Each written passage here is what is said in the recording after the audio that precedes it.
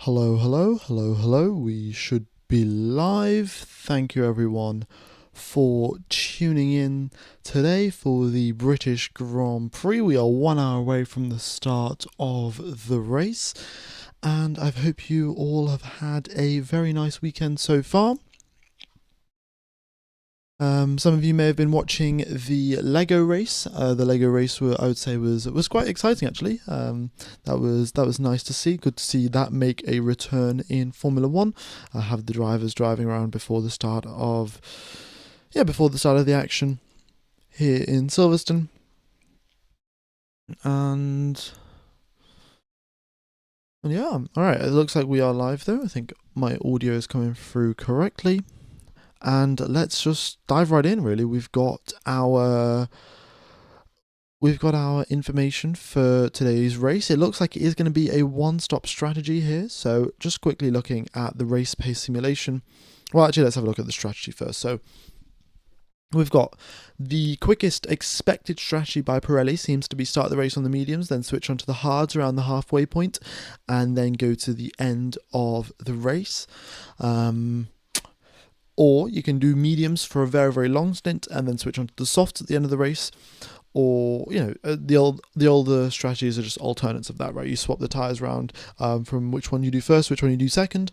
But it is interesting here in Silverstone, we have got relatively low degradation. So the circuit, while it is high impact on the tyres and it does sort of put a lot of load through them, because we have got the most durable set of Pirelli rubber available, so the C1 for the hard, C2 for the medium, C3 for the softs.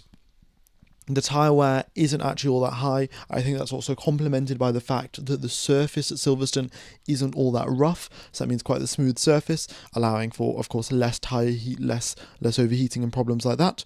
And also the temperatures are rather cold as well. Rather cold by some of the race standards, right? The tyres have to be prepared to race up to 55-degree heat like we see in Hungary, like we see in Austria, and here in Silverstone it is a lot cooler, and for that reason the tyres are lasting quite a bit longer.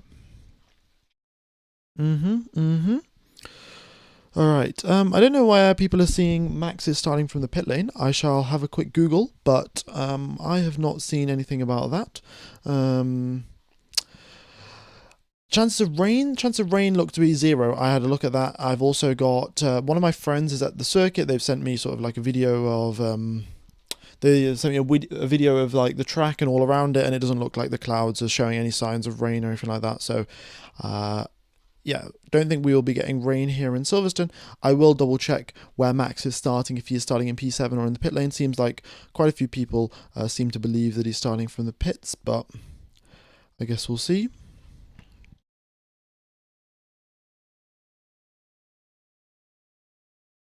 He is not. I just Googled it.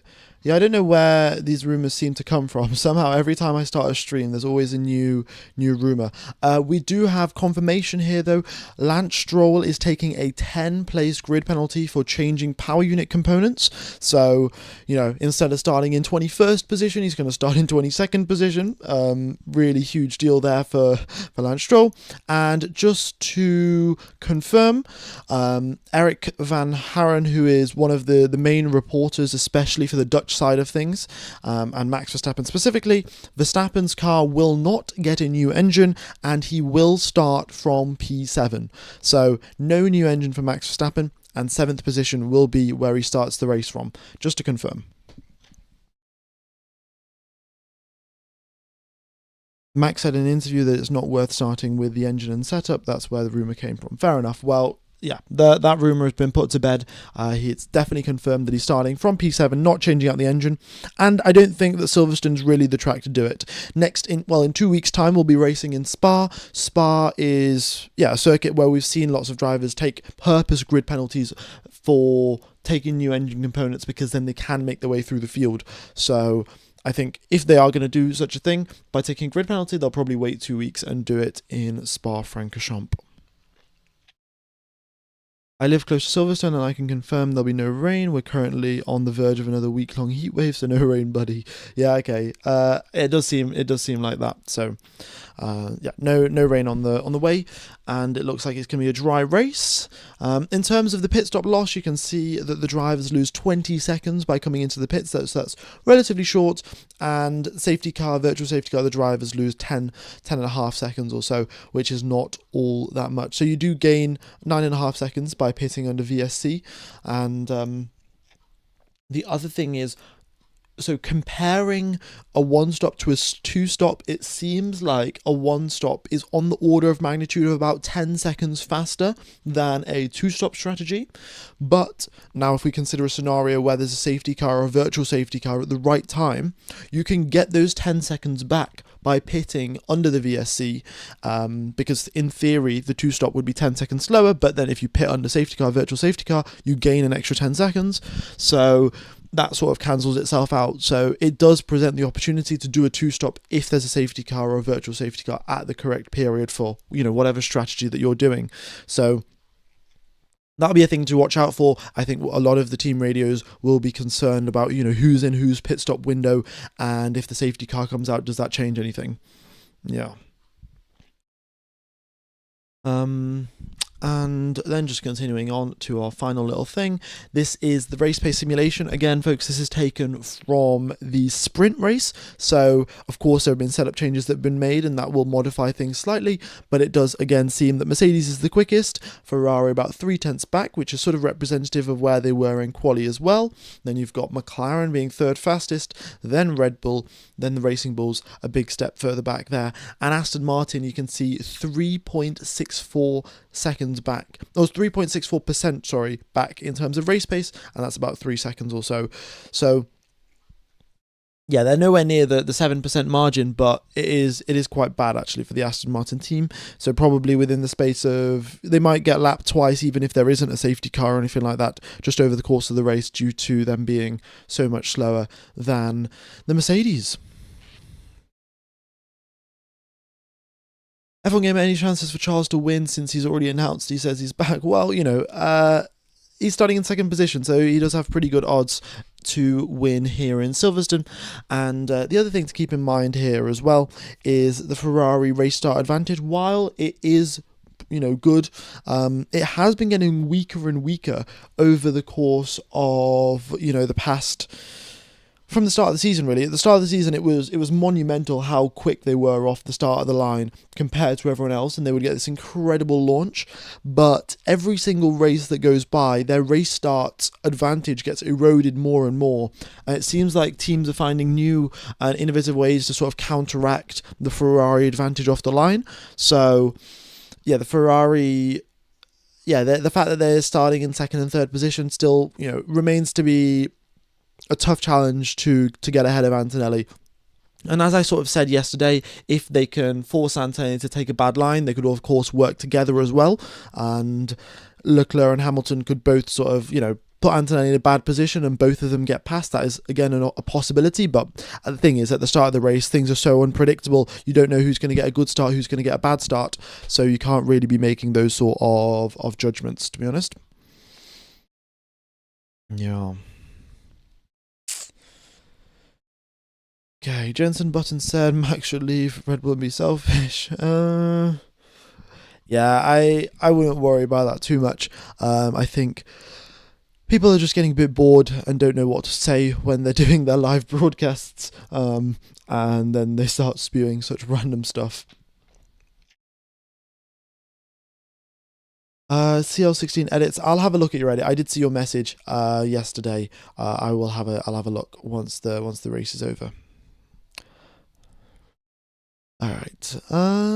Yeah, folks, if you do have any questions, then be sure to let me know. What I will do is go through the telemetry. So one thing that I was quite surprised with yesterday was, the big gap between Kimi Antonelli and George Russell. So I'm just sort of going to go through what really happened here for Antonelli and Russell, and you can see that for the majority of the lap, they're both very, very close in terms of their speed. So this is their speed across the racetrack, right? You can see they slow down for some of these corners, of course.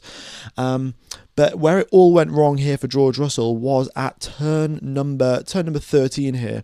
You can see Kimi Antonelli's minimum speed 220 kilometers per hour. George Russell's is 211 kilometers per hour, and that 10 kilometer per hour difference carries the whole way down the straight. And you can see at the end of the straight there, George Russell's doing 298, Kimi Antonelli's doing 305. And if we sort of zoom in a bit, you can see for the acceleration out of turn number 13 all the way in towards Stowe, he just gets a much, much worse run. And if we look at the lap time delta, Russell on the entry into turn 13 is 33 milliseconds down on Antonelli, or on that sort of range. At the entry into turn number 15, he's 2/10 down, and then that sort of just continues on. He's 2/10 down, and it just gets worse and worse for the he gains a little bit into 16, but then loses it all over again because he knows that he got a bad exit through 15 or bad exit through 13, and then he sort of, I think, tried to push a little bit too hard to overcompensate, and then resulted in losing even more time on the exit at turn number 15. Again, battery running out a bit. You can see Antonelli going at 260, George Russell doing 256. Both of their cars seem to have sort of just locked onto a bit of cruise control here. You can see Antonelli's speed just absolutely flatlines, and so does George Russell's, but Russell's is 4 kilometers per hour slower. So that was really the big gap. If you look towards turn number 12, Russell was in fact up on Antonelli for the majority of the lap, but then right at the end in the final sector, that's where it all went away for George, and Antonelli got pole position and Russell was left in the dust. So that was quite rough, to be honest, for George. And you can see that overall Antonelli was just far quicker down the exit of turn 12 and 13. Russell momentarily quicker here, but it's that's how Antonelli did it, really. So let's pop that back to our normal stuff and get back to over here. Right. Max is not starting from the pit lane. I think I'm going to put that up on the screen, really.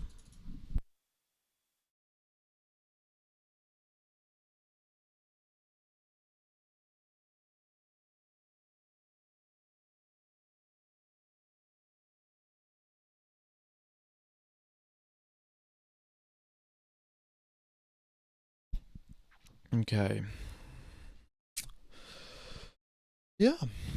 Battle for 9th and 10th could be interesting, especially with Alpine and Audi possibly in the mix. Either if Liam or Lindblad get caught up defending, the other could get in a bit of clean air. Yeah, this. Look, in the sprint race as well, they did pretty well, the two Racing Bulls, but they do seem to have a bit of an edge over the Audis and the Alpines. Alpines, of course, I think Gasly is just the one that is doing well. However, Gasly has been given a grid penalty, folks, so I don't know if you guys have been keeping track of that, but Pierre Gasly blocked Lance Stroll, I think, it must have been in Q1 because Stroll got eliminated in Q1, so yeah, Gasly blocked Stroll in Q1, got a grid penalty for that, so he's been dropped back down.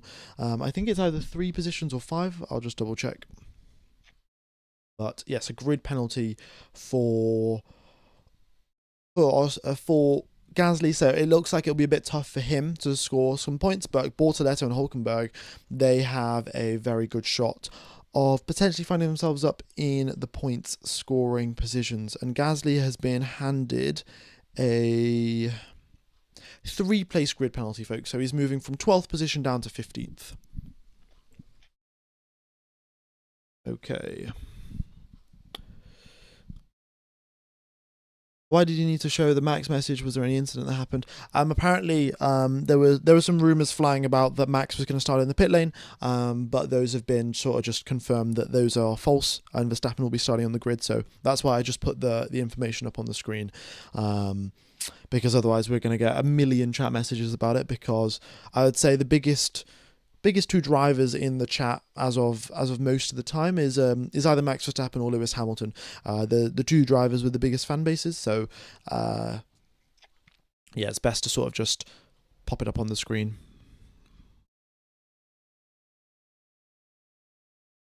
Do you think Visa Red Bull has a better chassis than Racing? Visa Racing Bulls have a better chassis than Red Bull?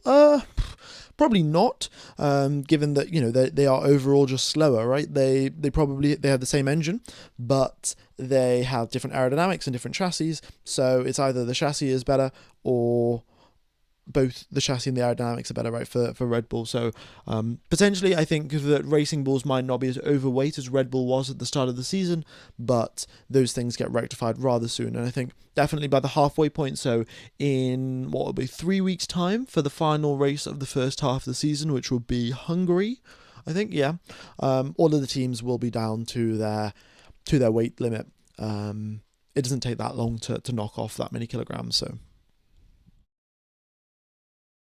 Also, folks, if you do want to watch the Formula 1 coverage, you can do it so on Proton VPN. So it's $1 a month for Proton VPN.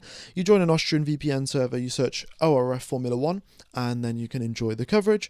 If that doesn't work for you, you can join a Swiss VPN and then search SRF Formula 1, and you can watch it there.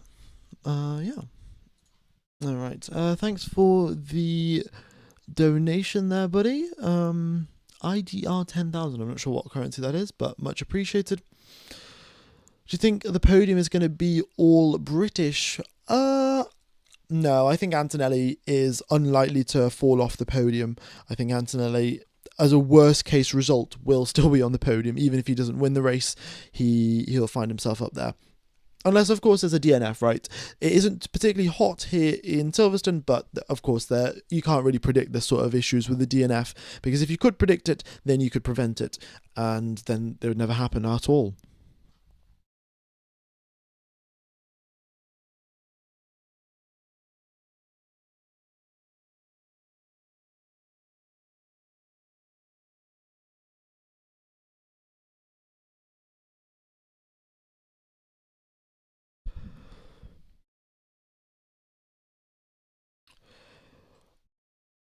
CMAC503, I've been following you since before you put your face up as a long-standing F1 fan. Your commentary and information is excellent.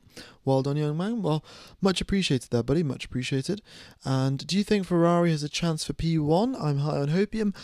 Well, look, what we saw in the sprint race, right? The sprint race is always a glimpse into what the performance of the actual race is going to be like. And what we saw was Lewis Hamilton got... in a very simplistic way, I can pop a meme up on the screen. Actually, I've got this saved. Who would win, an F1 driver with 20 years of experience or a random battery, right? And in essence, that's sort of what happened during the sprint race. Now, it's of course not as simple as that, and there was Antonelli sort of forcing Lewis to actually use his battery. But in the first sector, the Mercedes were very, very fast, and because of that, through turns number 1, 2, 3, 4, and 5, Antonelli would gain quite a bit. And then on the exit of turn number 5, you have the Wellington Straight. At which point, if Antonelli gains a significant chunk, then he'll tuck into Hamilton's slipstream and send a move down the inside at turn 6 of Brooklyn. And then you start getting your battling and you start having problems there. So for Lewis to prevent Antonelli overtaking towards turn number 6, he was using his battery more and more and more in the first sector. And at some point, there was a mismanagement with the battery. He either used too much or it didn't recharge at the right time. And then he was left like a sitting duck down the hangar straight. So the Mercedes still retain their first sector advantage. Like if I get rid of this countdown timer, you can still see that Antonelli is the quickest in the first sector. However, Charles Leclerc has gone and set an identical first sector time. So what that sort of, goes to indicate is that Ferrari have managed to improve a little bit in the first sector via making some setup changes, via changing their battery deployment procedure during, the gap between the end of the sprint race and start of qualifying. And they have prioritise the first sector a little bit more. So there is potential that if the Ferraris were to get ahead of Antonelli, then they can actually defend against him without running out of battery and without just getting blown past down the straight.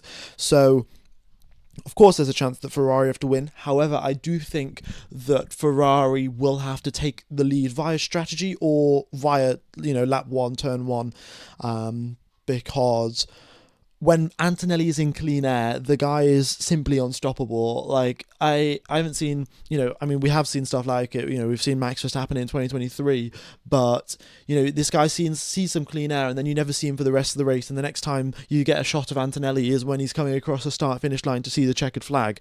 So yeah, getting Antonelli into clean air is a recipe for losing the race. So I think Ferrari have to do their best to prevent that from happening. Okay, it looks like we should be getting the live timing data relatively soon. Let's see, are we going to get that? Yeah, it looks like it's coming through in about 20 seconds or so. Nice, and then we'll get the cars out onto the track. No engine tweaks for Max? No, so Max will be starting with the same engine and in 7th position. Can you guess where Max will finish? Do you have any guesses or do you do an analysis of this? Well, look, Charles Leclerc at the end of the sprint race popped a little dig to Max Verstappen, being like, "Oh, I was really slow compared to the other car, and I couldn't really perform."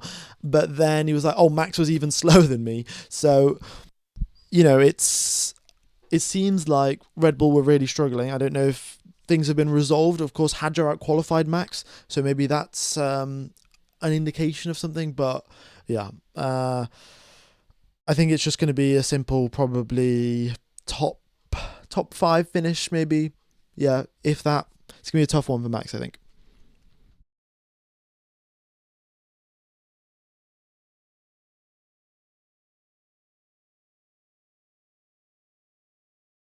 All right, 52 laps of racing here, by the way. So it seems like the expected strategy: do your medium tyre stint for about 24 laps or so, and then pop on your hard tyres to go to the end of the race. That's the expected one. We'll see what the teams, of course, end up doing. Right. Thanks for the donation there, Yuvan. Ferrari are lately terrible on the tyres. That's not helped. Yeah, Silverstone, thankfully, this year has been quite soft on the tyres. The Pirelli rubber holding up quite well, especially given the low track temperatures. So currently track temperature is 40 degrees Celsius as the drivers are doing their reconnaissance laps. And yeah, 40 degrees, the drivers can deal with it, and there's not too much overheating. Because this is the thing, while Silverstone does put a lot of load in the tyres, there's also quite a lot of long, flat out sections where you're just going in a straight line for your tyres to cool down and to sort of wear, to cool down essentially and not overheat so much. Whereas in Austria, because it is quite the short circuit, it's just one corner after the next, after the next, after the next, and the only real gap that you sort of get is in between turns number 1 and turns number 3 in Austria, where you've got that really long straight, but then the rest of them you've got some pretty big braking zones, big traction zones, hard cornering. Whereas in Silverstone here, between turn 14 and turn 15, no steering input whatsoever. Turn 5 and turn 6, also no steering input. Down the Hamilton straight, also from the start finish straight, you've also got no steering input. So that helps with keeping the tires in check. Yeah. And you've got a big mix, really. Sometimes traction is required, sometimes front grip is required. There's not lots of huge braking zones, so it all sort of adds together. But I think the main thing is just the surface itself. The surface is not that rough, which doesn't generate as much friction, doesn't generate as much heat, and then you don't get as much overheating. Max should have started from the pit lane. Red Bull have nothing to lose. Well, look, he's starting in 7th position, but you do have to keep in mind that if he was starting in the pit lane, he'd be down in P22. That would be 15 overtakes he's got to make to get back from just where he could have started. So I think that, yeah, Red Bull. Also, you've got to keep in mind that there's opportunities for strategy messes up. There's opportunities for DNFs and things like that. So Max could find himself up finishing the race up in 4th position, right? If things go his way. So yeah, there is still stuff to lose, and you can just wait 2 weeks to do it in Spa, right? Spa is an incredible track to do some overtaking, and hence I think that's why. If Spa wasn't next week, then I think Red Bull would have started from the pit lane today. But Spa is in 2 weeks' time. But yeah, if Spa wasn't the next race, I think Red Bull would have taken the pit lane penalty.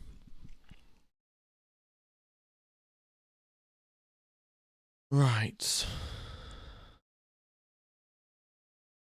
Ferrari's race pace today will be better than in Austria because simply their tyres are not wearing out as quick. So, yeah.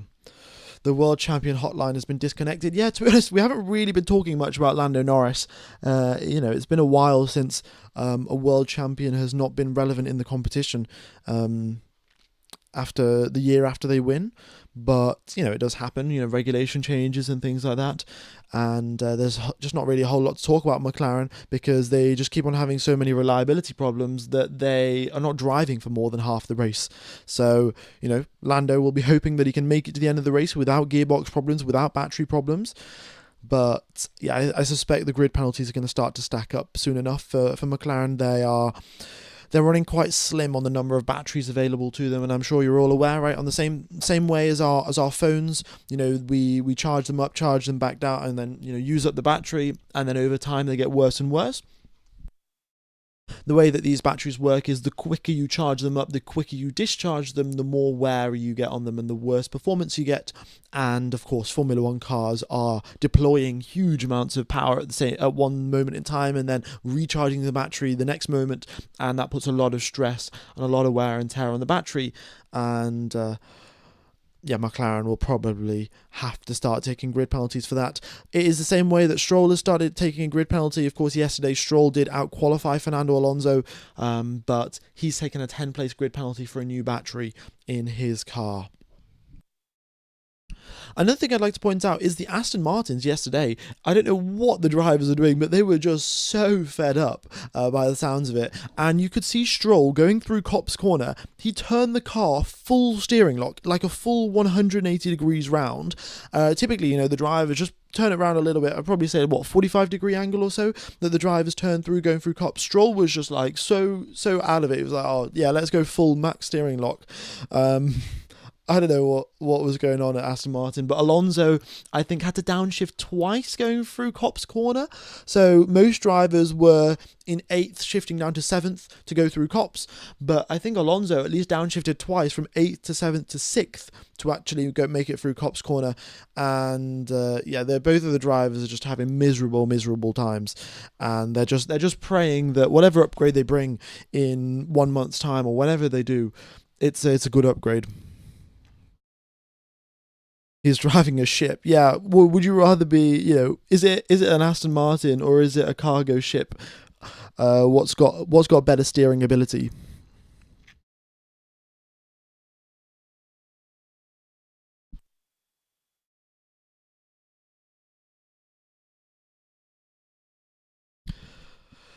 Okay, I'll take you through a flying lap of the circuit while we're here and waiting. The driver's just doing reconnaissance laps here, by the way, so they're just driving around, making sure the car's working as expected, and then they'll be hitting the starting grid relatively soon. Right, so here we go for a flying lap. We have got... These are the final two corners. Oh yeah, so this is the other thing. That... The drivers with odd numbers, they start here on the left-hand side of the grid. So Antonelli, Hamilton, Hadjar, they're all starting the left-hand side of the grid. That is the clean side of the grid, so they'll be quicker off the line. The drivers with even numbers, they'll be starting on the right-hand side, so they'll be slower off the line because it's dirty side of the grid, of course. But you do have to keep in mind that while the drivers will be starting on the inside line and the dirty side of the grid, they will then have the inside...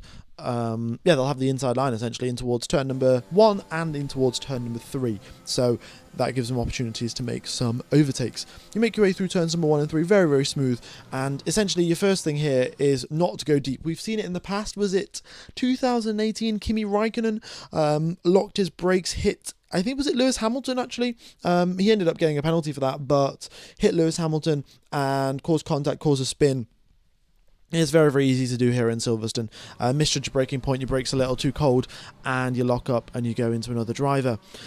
Then you make your way through turns number 4 and 5, just trying to get a smooth run here. You can go flat through turn number 5, and you're just trying to, look in your mirrors, make sure nobody's going to try and slipstream you down the inside towards turn 6. Very, very long corner.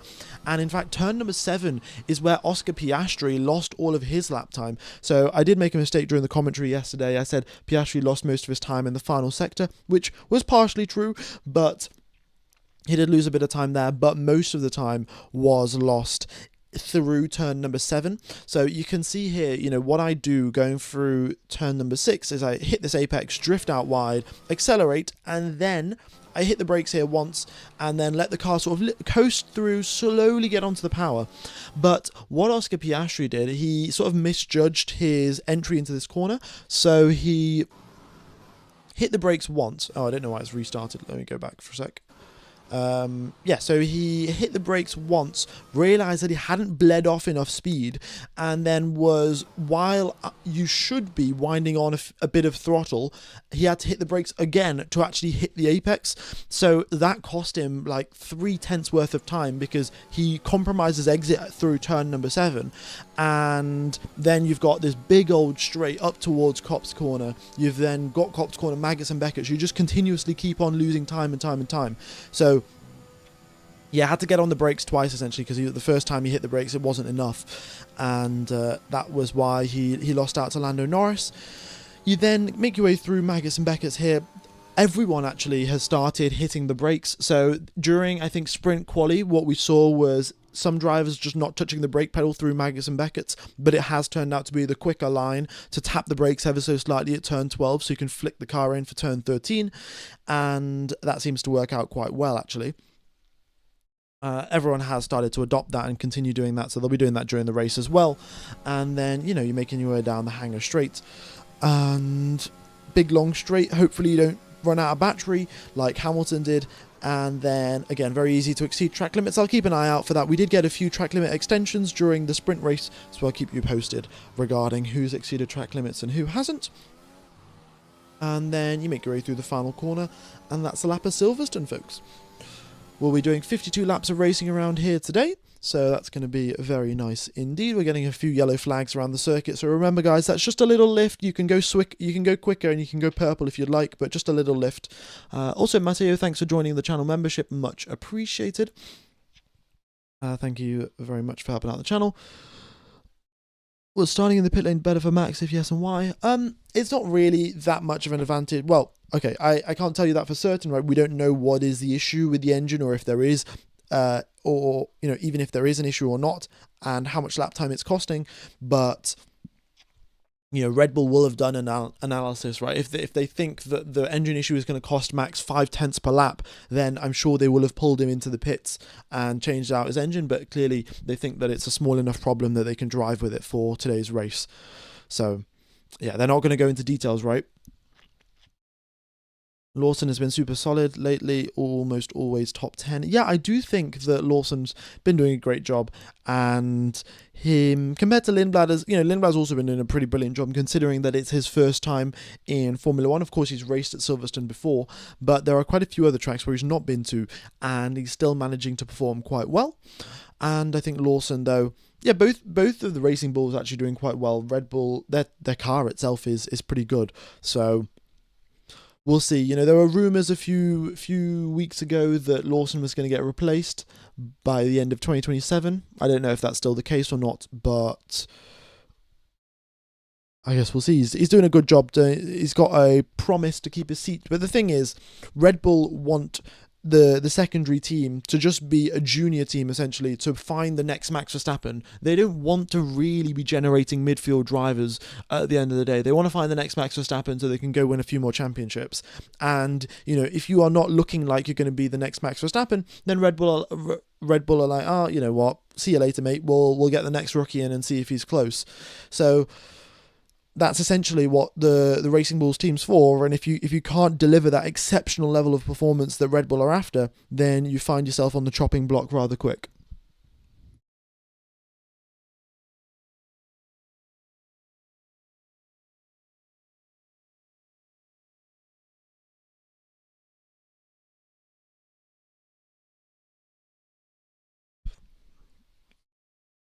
Do commentary in a Trump voice today? No, I don't think I can do that. I can do the hand gestures and things like that, but unfortunately, my voice is going to be my voice.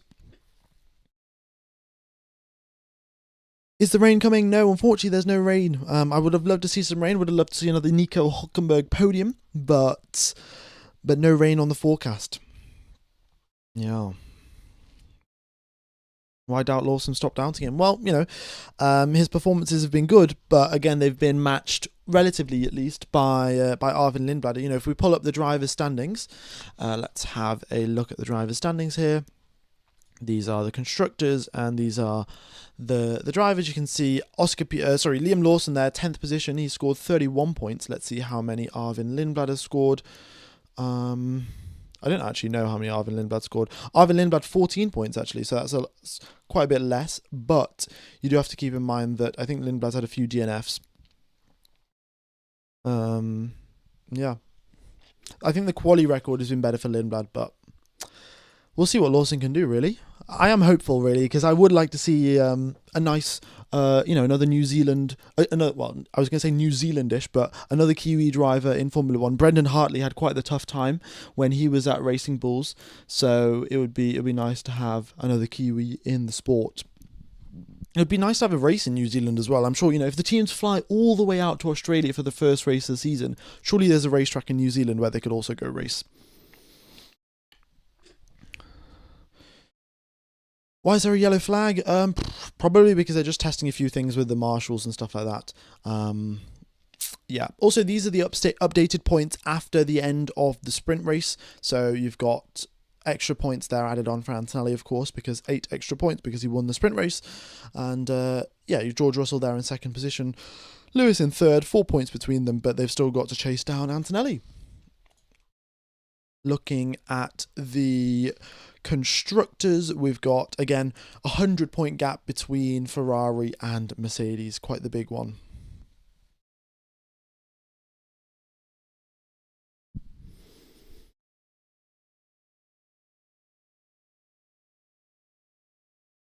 F1 Gamer, any special reason why the track chicanes and turns have so many names? The reason is, I guess it's just a historic track, right? So this used to be used before as an airfield in World War II, and then I'm sure it's had many other uses in the past before it got fully turned into a race circuit, and hence they've just decided to keep the names, right? So I shall take you through the names. We've got, I think turn number 1's Farm, and then you've got turn number 3's Abbey, you've got the Loop as turn 4, Brooklands at turn 6, Luffield at turn 7, Copse at turn 9, Maggots and Beckett's through this sort of little complex, Stowe here, and then Vale and Club are turns number 16 and 17, so yeah, it's just sort of a historic thing. It's the same as Spa, right? A lot of the corners at Spa have got names that it just refers to things that were there when the track was first built, or stuff like that, really.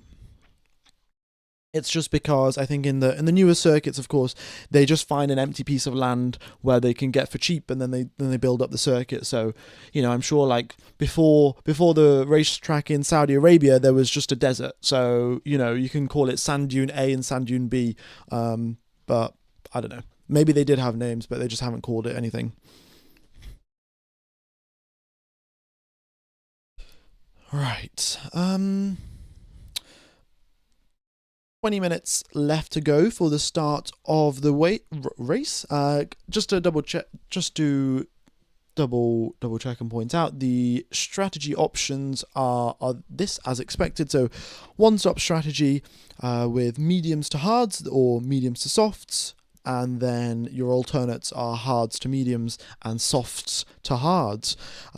Pit stops are, you will be able to do a potential two-stop only if there is a safety car or a virtual safety car. So according to Pirelli's calculations, a two-stop will be 10 seconds slower than a one-stop race. However, if you see that if you pit under safety car or virtual safety car conditions, you can gain 10 seconds worth of lap time by coming into the pit lane and getting an extra pit stop done. So by that logic, you can do a two-stop if there's a safety car at the right time.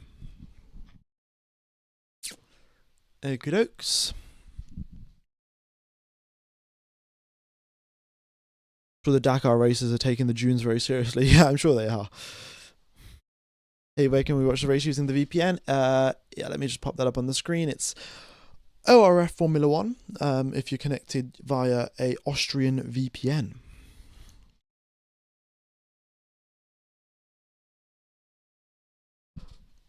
Okie dokes. Also, folks, track temperature 39 degrees Celsius, air temperature 24 degrees Celsius. I'll keep you posted if anything much changes, but it seems to be pretty constant. It's not changed much in the past hour or so. The same sort of 1 degree, 2 degree variation that we've been seeing for most of the weekend.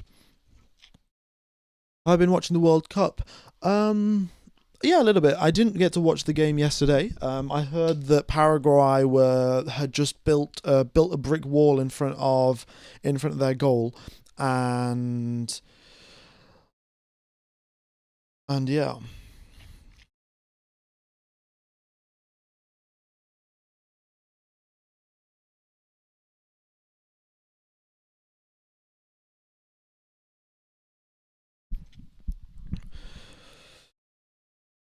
Do you think that Hadjar can bring a challenge to Max in the future? Well, Hadjar's been doing quite the good job, hasn't he? So yeah, I think he can if he continues developing. Right, there's I think the pressure at Red Bull to beat Max Verstappen is quite immense, or to just get to a similar level. So if he can still continue developing under that pressure, then yeah, sure.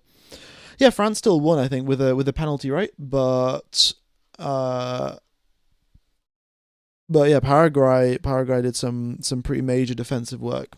Also, nobody's starting from the pit lane, as you can see. Everyone is all lined up. They're all lined up on the grid right now. So they'll be playing the national anthem and whatnot, and we'll be getting underway for some racing shortly.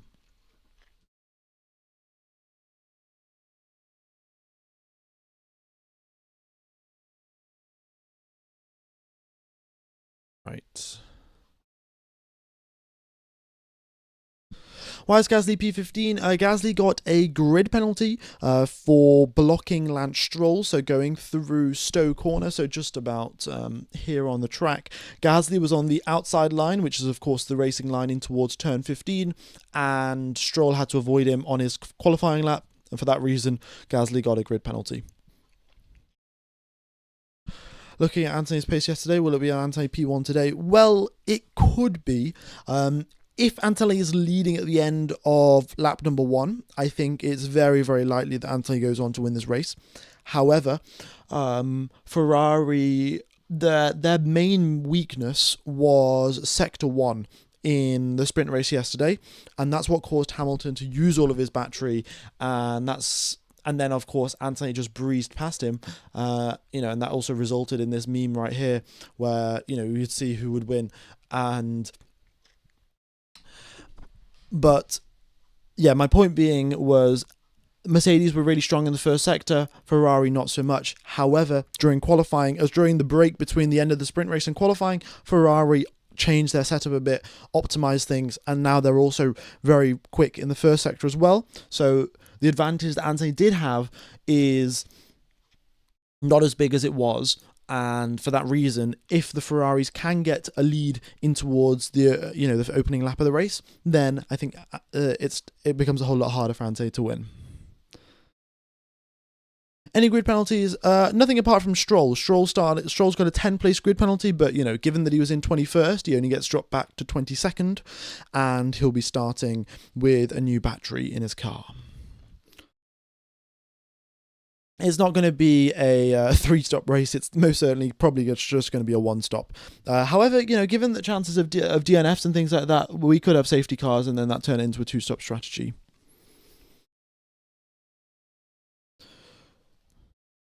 Am I going to be a professional commentator? Probably not, given that, the only people that would hire me would be Sky Sports or F1 TV. And I've insulted Sky Sports quite a bit on my live streams. So, yeah, I don't think that's going to happen, but I'm more than happy to be doing it for YouTube. I guess I get some donations and channel members, so technically it would be professional because I get paid for it a little bit. Oh, let me block adverts there. Apologies, folks. Hopefully no more adverts popping up on your guys' streams. What stream is it? It is Proton VPN, folks. Proton VPN and then ORF. O for Oscar, R for Race, F for Ferrari. Or Formula 1. Do you think this race Mercedes will break the record for the most wins in a season by a team? I don't think they can do that, can they? Because we've only got 22 races this season, and Max Verstappen won, well, Red Bull won every single race in 2023 apart from the one in Singapore, right? Where Carlos Sainz won. So, yeah, they wouldn't be able to break the record. It's mathematically impossible. Also, I think my commentary is just not very well suited to a professional broadcast. I'm a little bit too yeah, I just come and say whatever comes to my mind straight away without too much thought, and I don't know if that would be yeah, if that would be accepted as professional commentary. Sprint race added, well, but I don't think sprint race really counts towards stats. So, and we also had sprint races in 2023 as well. Yeah.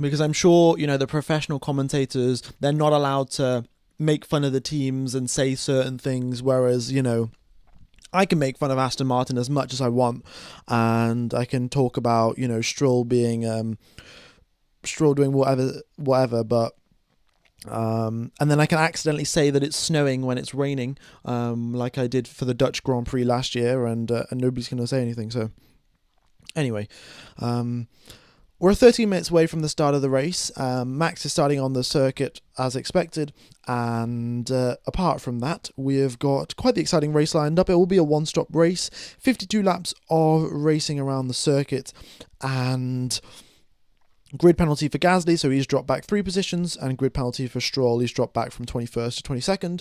Apart from that, everything else is the same as it was in qualifying. We've got the Ferraris with quite a lot more pace than they did have in the sprint race, so that means the fight up at the front is going to be a whole lot more exciting. George Russell was very, very close to Kimi Antonelli, and in fact lost all of his lap time in the final sector, so for that reason, I think he will also be able to keep up with Antonelli. He had found the pace, essentially. That's what I'm trying to say and get at, is George Russell had all of the pace there and then just made a tiny little mistake going through turn number 12, and that cost him 4/10 worth of lap time, and it ruined his whole final sector. So Russell has got the ability to to keep up with Antonelli, given that he's found a bit more of his mojo back, and that makes it a 4-way fight for P1, which will be great. Yeah. Not professional commentator. Have you listen to Murray Walker? Yeah, but things were different back in the day, right? I don't think Murray Walker's commentary would be as accepted in Formula One right now if there wasn't the precedent that's already been set by him. Yeah.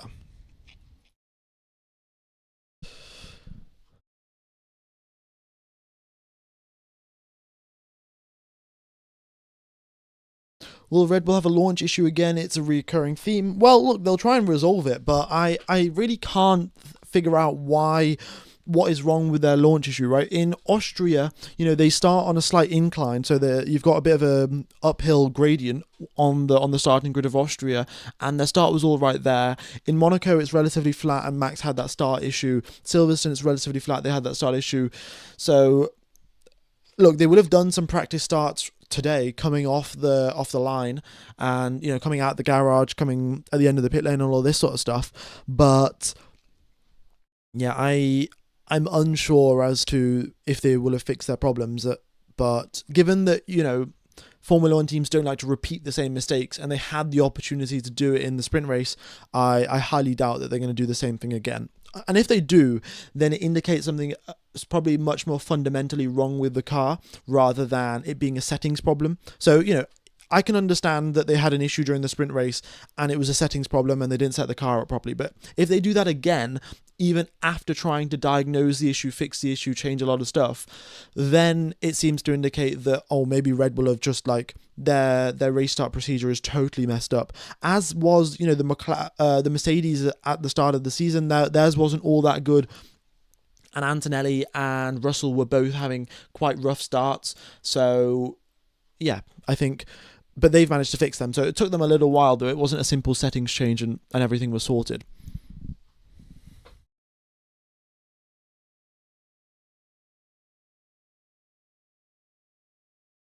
Okay, do you think there'll be any crashes in today's race? Yeah, probably, probably. Oh yeah, how many DNFs are we going for today? I reckon we are going to have. It's Silverstone. It's not too hot. It's not raining. I'm gonna go. I'm gonna go for 4 DNFs today. Yeah, 4.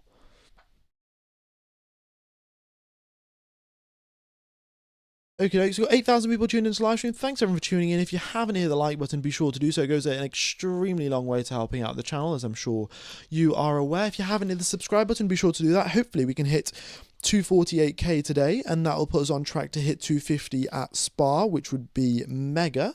So much appreciated everyone for tuning in and all of that sort of stuff. It yeah, just big thank yous, really. Looks like we're getting some team radios here. Alex Albon's having some cake by the looks of it, some pre-race cake for Albon, which is good to see. And they'll be doing their radio checks now.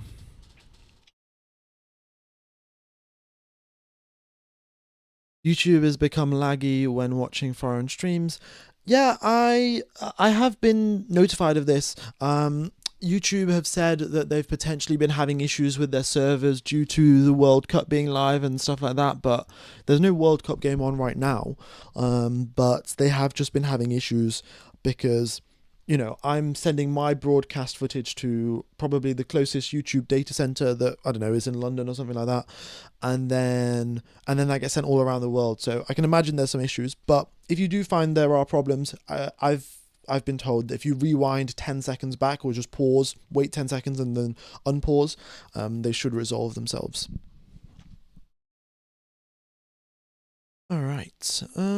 What else is up right now? Track slightly heating up. Yeah. It is not raining on the track right now. It's not raining, so it's looking to be totally dry. Let's see.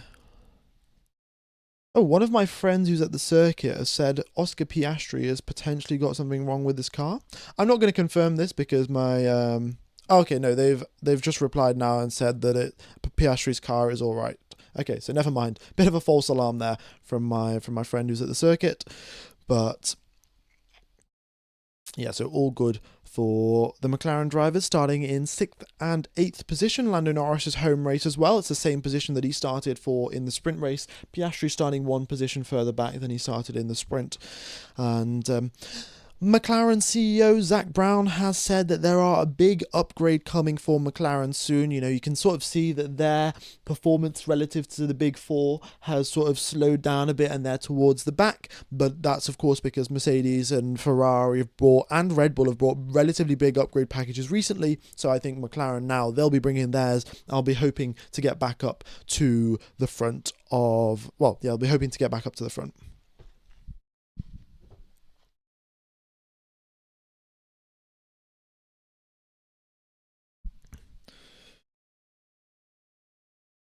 Okay. All right, I'm going to get rid of this and let's put one stop strat.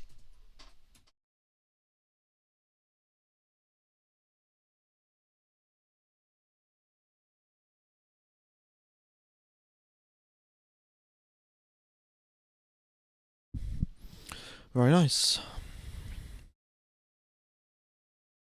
Damn, you nearly had me turning off F1 Gamer. That would mean both Aussies could not finish. No, I mean, I think, nah, it should be fine. It should be fine for Piastri.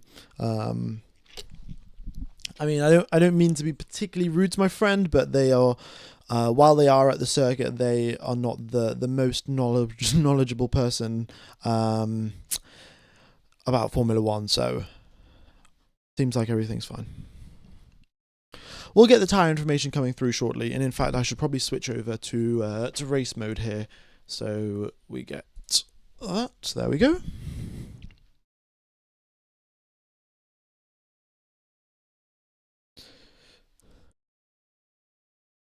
Honestly, it's quite sad for a team like Williams to be slower than the sister team of Red Bull. I mean, come on. Yeah, it is. I know it would have been quite nice, really, for Williams to be quick in 2026. I mean, that was my prediction. I said in 2025, at the end of the season, that Williams and Aston Martin was my prediction to be the teams at the top. And look at how that has turned out. I've just turned out to my predictions to be the exact opposite, essentially. James Vowles has clearly led quite the big team, and I think quite a lot of things have gone wrong at Williams, but yeah, the leap forward that they were hoping for was failed to materialize. In fact, the exact opposite has materialized for them. So yeah, it's pretty suboptimal there for Williams. I'm still not 100% certain if they've figured out all of the tricks of the Mercedes power unit, right? I think it was very clear at the start of the season, Mercedes had an advantage over all of the teams that were running their own power units, and then it was like, oh, it seems, oh my god, everyone is starting the race on medium tyres today. Everyone's starting on a fresh set of mediums. Let me just move my webcam over. Yeah, everyone is starting on fresh mediums. Okay, but what was I saying? Oh yeah, Mercedes, they seem to have an advantage over everyone else, even though other teams were running the same power unit as them because they had some software tricks. And then it took, I'd say, about 2 races for McLaren to figure it out, 3 races for Alpine to figure it out. But I don't really know if Williams have figured it out or not. So maybe they've also got a bit more performance left on the table. I'm not sure, right? Because it's not, Mercedes have got a huge engine team, and then at McLaren, they will have a very, very small team that is allocated to just ensuring that the Mercedes power unit works properly in their car. They haven't got an entire engine department. So it's down to these 3 or 4 people to figure out all of the tricks, get the programming correct, and then set up the engine for them. That they'll have the same thing at Alpine, and then they'll have a similar thing at Williams. But Williams, of course, much smaller team than McLaren, so it might not even be 3 or 4 people. It might just be 1 or 2, and yeah. So maybe there's something going on there as well.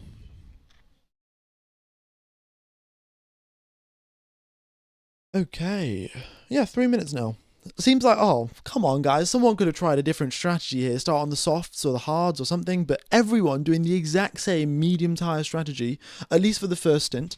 I'll quickly pop up the strategy that you can see up here. Oh, no, wrong button. Where's it gone? The strategy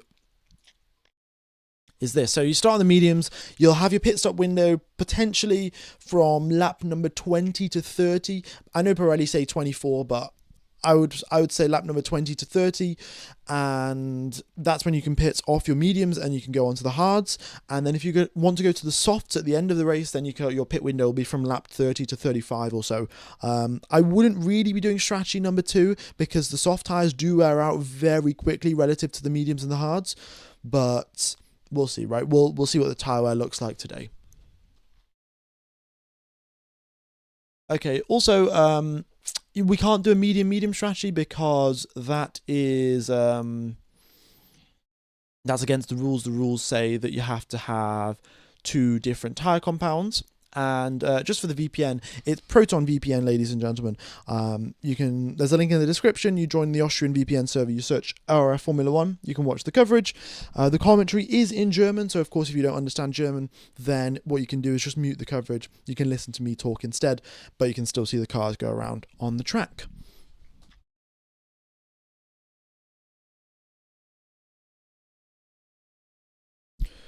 Okay.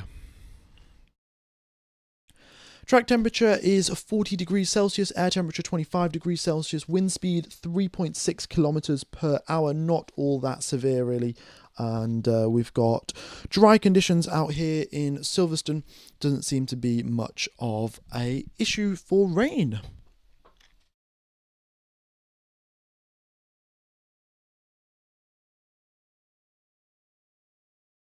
How many seconds do I think Anthony's going to win by?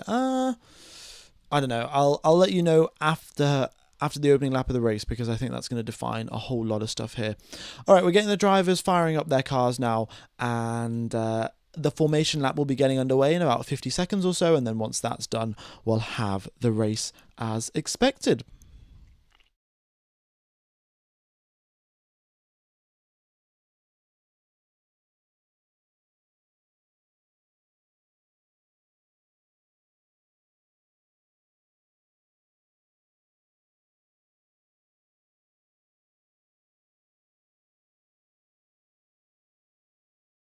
Okay. Also, folks, if you do want to watch the Formula One coverage, you can watch, and you're in the UK, you can watch it on Channel 4. So, yeah. Go.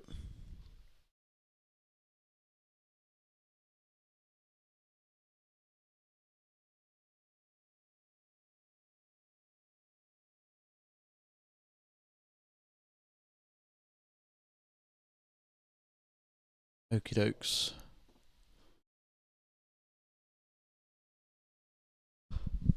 Let me get rid of this countdown timer, and we are having the formation lap taking place just here now. 52 laps of racing here to take place. Let's get going. You can see Antonelli and Leclerc lead the way from the front there for the formation lap. Brilliant.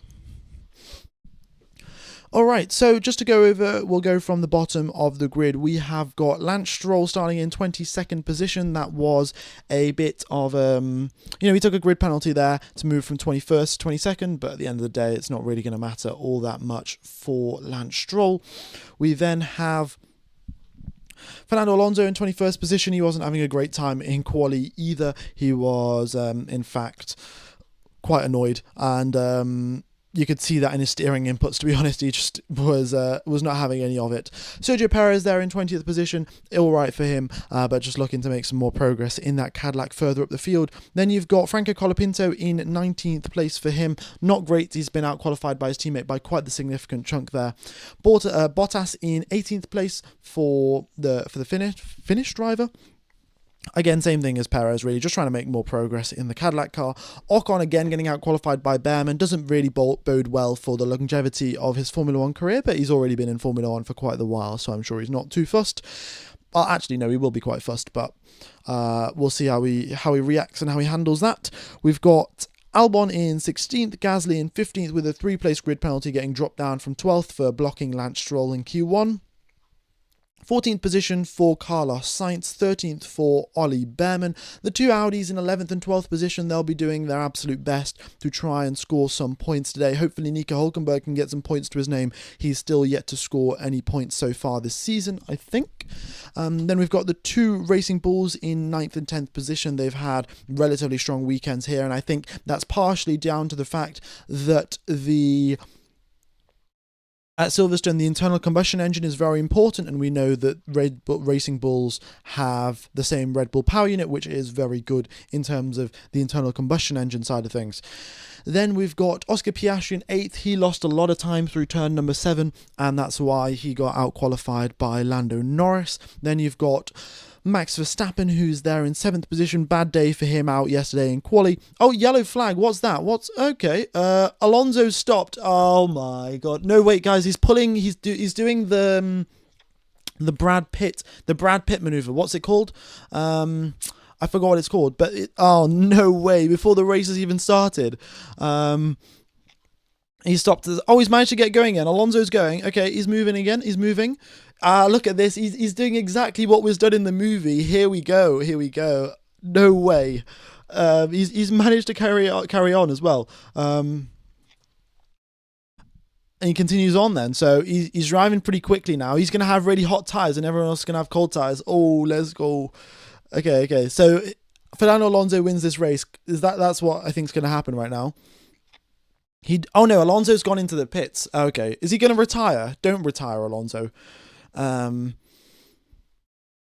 Anyway, here we go. All of the drivers have now lined up in their grid positions. Fernando Alonso's now driving through the pit lane, and their Stroll is lined up in his grid position. We've got the green flag waving at the back. The engines are all getting revved up. The turbos are hitting their max RPM limits, and now we have got 1, 2, 3, 4, 5 lights, and it is lights out, and away we go. A really good start there for Charles Leclerc, and he's about to get ahead of Kimi Antonelli in towards turn number 1, and he does so.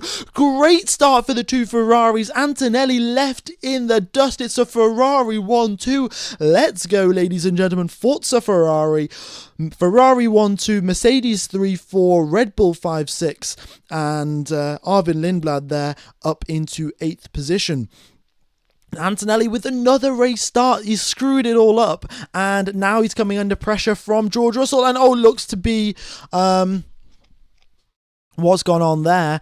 And very, very close there between the two Mercedes drivers, with Russell putting so much pressure on the back there. We've got momentary yellow flags, but they've been cleared up rather quickly. It seems like there was contact at the back there between Albon and Behrman, resulting in both of them losing 6 positions. And up at the front, Leclerc in P1, Hamilton P2, and the drivers are going flat out through Copse Corner. Still 7/10 is the margin up at the front. Antonelli trying to chase down Lewis Hamilton. He did it before, but this time Leclerc is helping out Hamilton, giving him a bit of a slipstream. Alonso continues on with this race. He will be starting. Yeah, he's there at the back, so he hasn't DNF'd. And Albon is driving slowly, actually. That might be a puncture for Alex Albon. Let's have a look. Yeah, he is driving slow enough to indicate that he's got a puncture. We'll get an image of him soon enough. Okay. But here we go then.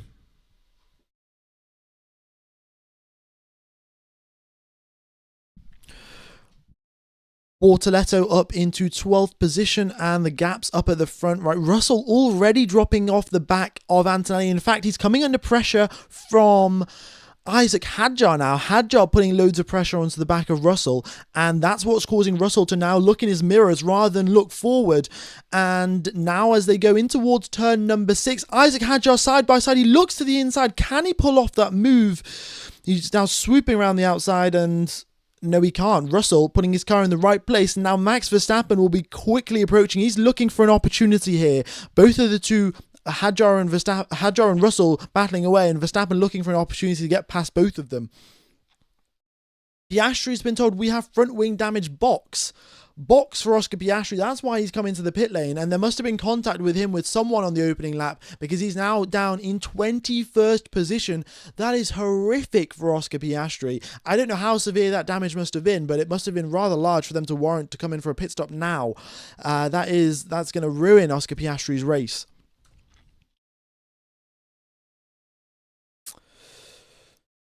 Okay, and purple first sector again for Antonelli. So, as I said in the sprint race, right, Antonelli was incredible through the first sector. That's what caused the Ferrari of Lewis Hamilton to use all of his battery to defend against Antonelli. Again, they're going purple in sector number 1, and Hamilton's going to have to be careful.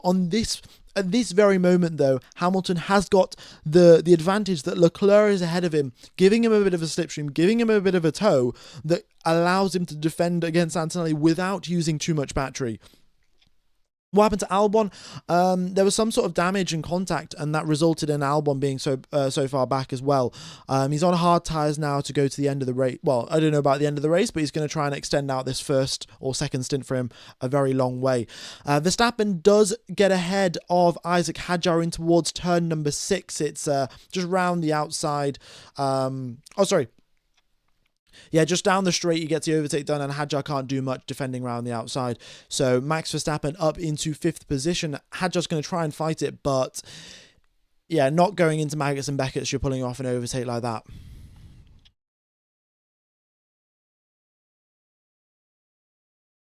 Wait, Oscar Piastri in the pits again. No way he's got more. What's gone on with... Has he got a failure of his rear wing?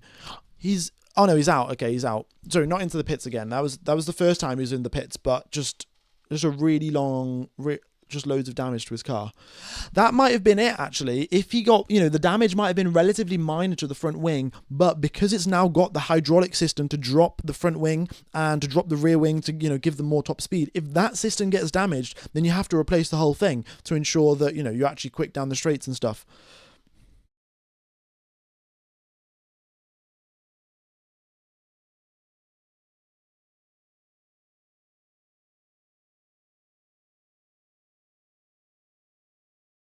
Okay. Kimi is again closing up, again purple in the first sector compared to Lewis Hamilton. Let's see what they do now as they come across the first sector line. Charles Leclerc 29.9, Lewis 29.7, Kimi Antonelli 29.8. And then the rest of the drivers coming through, and Verstappen, in fact, in the 30s in the first sector. What's wrong with George? I don't know, man. I don't know. In qualifying, he had it all together, apart from the final sector, which was just, a one-off sort of mistake that he made. But it seems like that pace is just, you just can't find it against Antonelli in race conditions. Antonelli's tucked into the dirty air of Lewis Hamilton, and still George Russell is going slower than Antonelli. On the previous lap, 7/10 slower.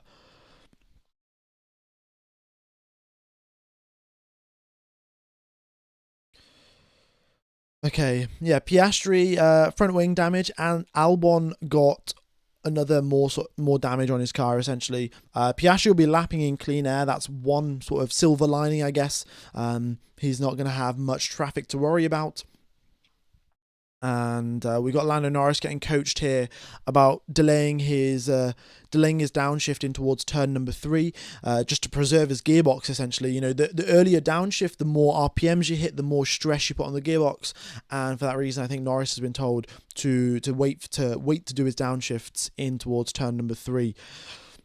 Fastest lap of the race there from Charles Leclerc, 2/10 quicker than Hamilton and 7/10 quicker than Antonelli. And the gaps up at the front all now bigger than 1 second, but by very, very slim margins. Thanks for the donation there, Antonello. Much appreciated.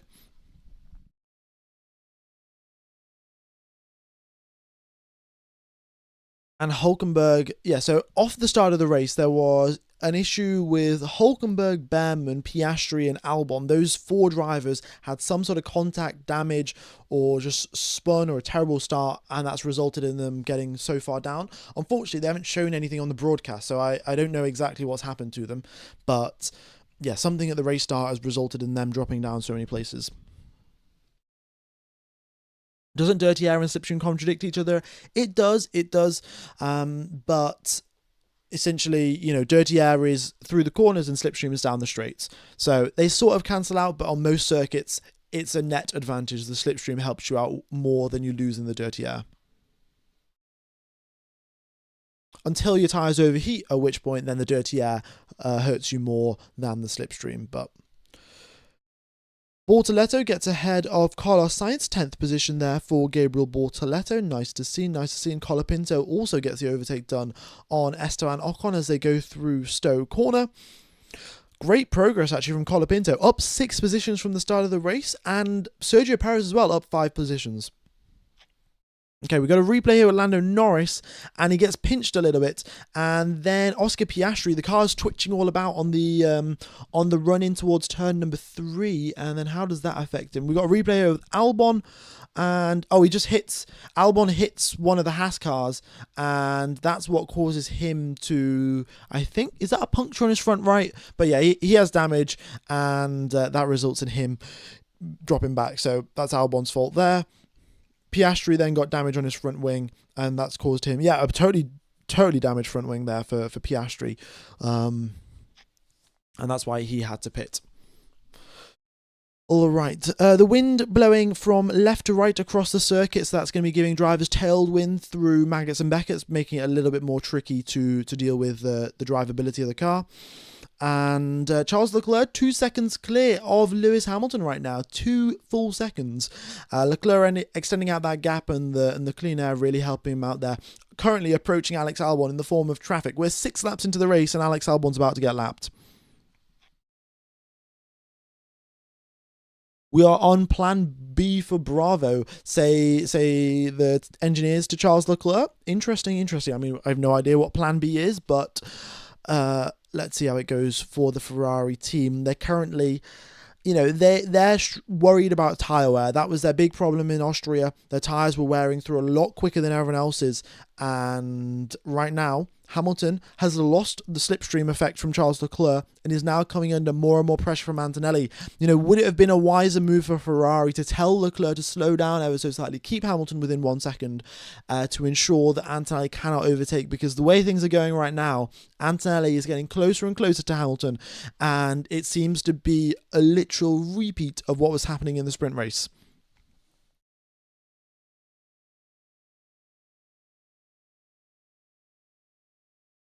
I just tuned in. What's the optimal tyre strategy? Start on the mediums, go to about lap... Hamilton's under investigation for a false start, moving before the signal. Okay. There's a 10-second time penalty for Alex Albon, by the way, for his collision with Ollie Behrman, and Hamilton under investigation. That is not a good sign. Typically, well, I haven't seen the replay, but typically it's a 5-second time penalty for jump starting the race. All right, here comes Antonelli then. Look at the speed down the straights here. You can see that Antonelli is slightly quicker than Hamilton, to be expected given that he's got a slipstream. Lewis Hamilton has been awarded a 5-second time penalty, ladies and gentlemen, for a false start moving before the signal. It's just come through on race control, and that means Hamilton, right now would be dropped back to behind where Verstappen is, and 5 seconds will be added on to his pit stop time. So once he goes into the pits, he's got to wait there, and essentially, yeah.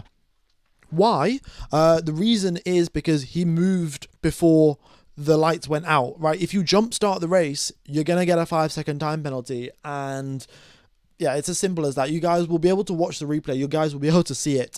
I'm not going to, there's no sort of thing with the stewards. It's pretty clear cut.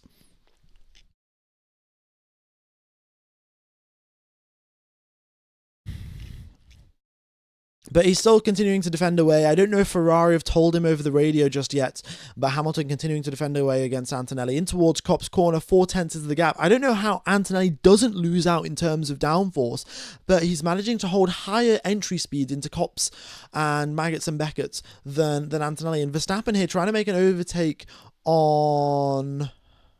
Oh, no, sorry, Verstappen just overtaking Alex Albon here through traffic. For a second there, I thought he was overtaking Russell. And looking at the speeds there, you can see Antonelli going about 8 to 9 kilometers per hour quicker down the straight there through towards turn 15. So that's the advantage you get from the slipstream.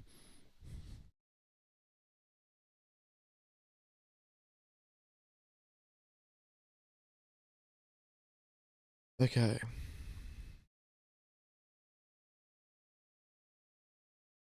Charles, 2.6 seconds in the lead of this race, and Hamilton is spending more and more time now looking in his mirrors to ensure that Antonelli isn't sending a lunge down the inside.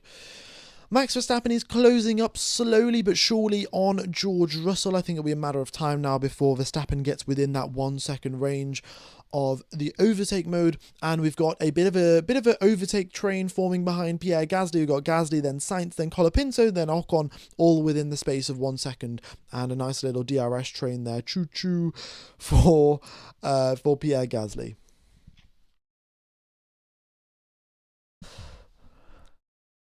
Okie dokes. So we're on lap number 9 of 52. And Antonelli just hounding the back of Lewis Hamilton. I mean, both drivers going all the way, using every bit of track limits they've got. None of the drivers have exceeded track limits so far in this race. The drivers have been pretty disciplined, and they know where to go, really. If they do go too wide, they will start losing lap time as well. So I think that's a good way that they've designed the circuit to ensure that, well, the drivers don't exceed track limits and we don't get loads of lap times deleted. If you just make it slower, then drivers aren't going to exceed track limits.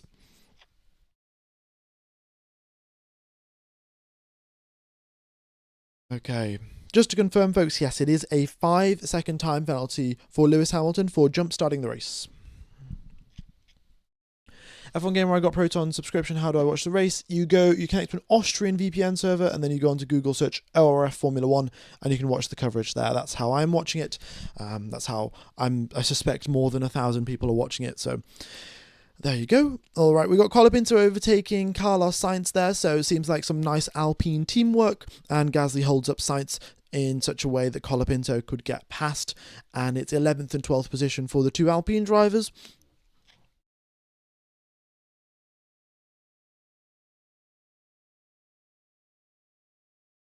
Can someone explain what happened to Oscar? Oscar had contact and damage on lap 1. And that damaged his front wing in a huge way. Like, it had essentially just bent it out of angle, like it was like offset by 30 degrees, and they had to come into the pits. So that's what happened to Oscar Piastri, and that's why he's so far at the back.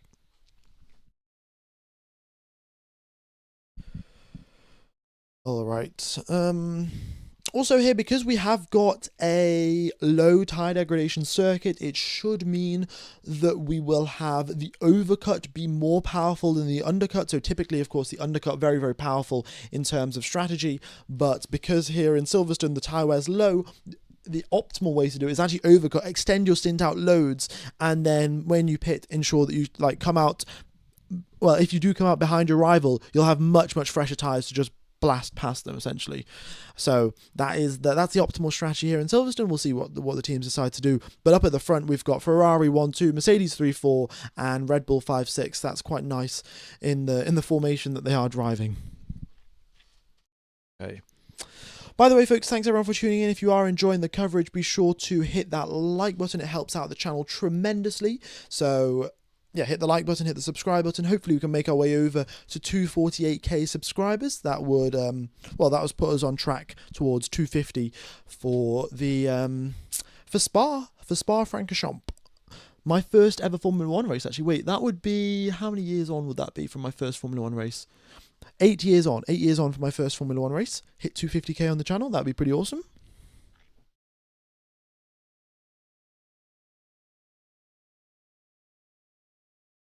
All right, Antonelli now getting... Oh, he's going to go for it through Copse Corner, and Antonelli makes the move stick. Hamilton just loses out into Copse Corner, and there's nothing that he can do. Now through Maggots and Beckers, this is his only real shot. He has to stay as close as he can to Kimi Antonelli through Maggots and Beckers and try and slipstream him back through towards Stowe. So let's have a look at the speeds here. Antonelli going 306, Lewis Hamilton 315, looks to the inside in towards Stowe, but he's just too far back, really. He is just too far back. Now, what we did see in the sprint race was Antonelli overtook Hamilton and then drove off into the distance. Hamilton staying a little bit closer on this occasion, I think, and might be able to hang on for maybe just one more lap. He's got to give it absolutely everything on this next lap to try and re-overtake Antonelli. It's getting very, very feisty up at the front, but Leclerc's just been told over the radio, Antonelli next car up and 4 seconds away. It looks like Ferrari's, the other side of the garage, isn't so confident that Hamilton will be able to defend, or Hamilton will be able to re-overtake Antonelli.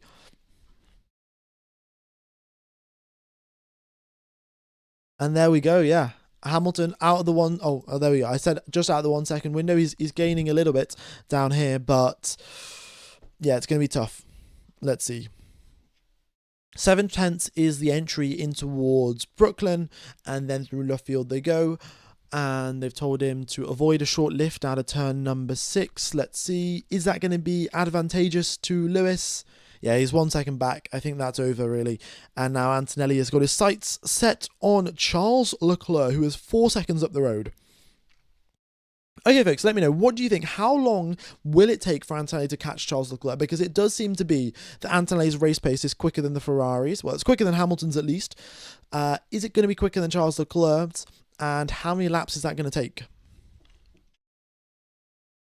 He's going to try and, of course, create a gap as big as he can. It's 4.3 seconds as of right now. And it's, in fact, getting bigger and bigger as the sectors go by.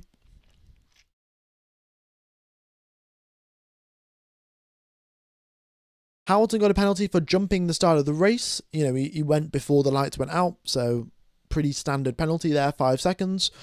Carlos Sainz has exceeded track limits on 2 occasions now, one time at turn 5, one time at turn 15, so he's going to have to watch out. Hopefully he doesn't get any more of those extensions. Lewis Hamilton's been told to use a different gear through turn number 4. The Ferrari team doing absolutely everything they can to keep Lewis Hamilton on the back here of Antonelli. And Hamilton, in fact, able to keep up so far, still within that 1 second window. I thought he would have dropped out of it, but on this very gap, on this very corner, turn number 6, 1 lap ago, he was 14 milliseconds closer to Antonelli. So ever so slightly losing time to Antonelli. But, you know, that's within margin of error, 14 milliseconds, you know what I mean?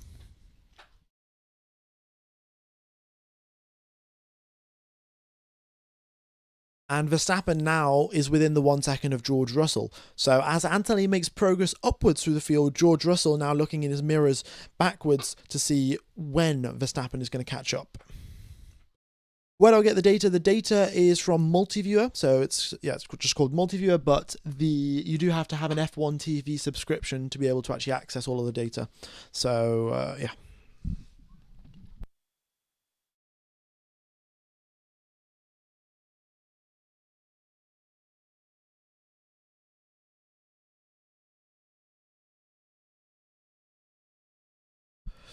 Is Lando catching up? Lando's also catching up to Hadjar as well, actually.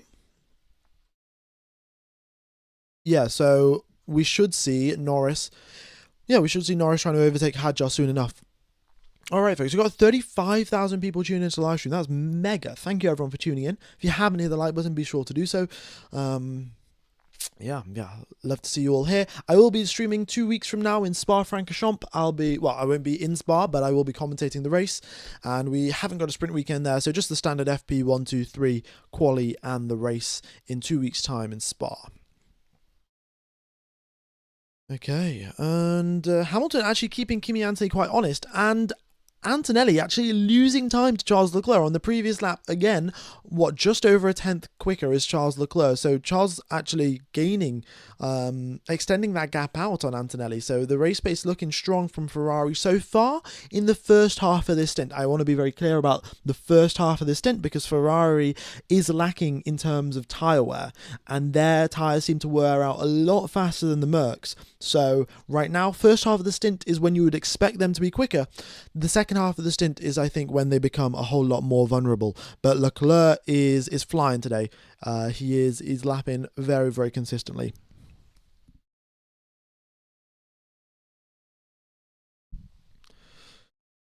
All right. Oh, Carlos Sainz has got a lap time reinstated, so he hasn't exceeded track limits twice. He's only done it once, actually. Stroll has exceeded track limits twice, but Stroll does not care whatsoever. Yeah, to be honest, like they are so fed up of driving their Aston Martin. Oh, the data's frozen. Oh, there we go, it's back. Apologies there, folks. Yeah, Stroll's so fed up of driving that Aston Martin. I'm sure he doesn't really care. Max still, though, within 7/10 of George Russell, within half a second now, and here they go through turn number 5. Let's have a look at the speeds as they go down that straight, and it is an extra 10-12 kilometers per hour for Max Verstappen by the end of the straight, just before they hit the brakes. And yeah, Verstappen is getting closer and closer here to George, and Russell is... Oh, let me just move my mouse. Apologies there, folks. George is going to start feeling the heat.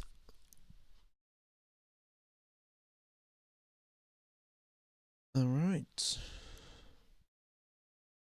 Gap now 4.3 seconds up at the front. In the first sector, Kimi and Charles setting pretty much identical sector time. Second sector, Antonelli slightly quicker, but again within sort of 1/10 or so. And then it looks like in the third sector, Charles Leclerc going quite a bit quicker actually. What part of the car does Ferrari make better than the Mercedes that allows them to compete with them? Well, it seems like the aerodynamic side of things, their new engine, of course, the ones that's got extra 7 horsepower.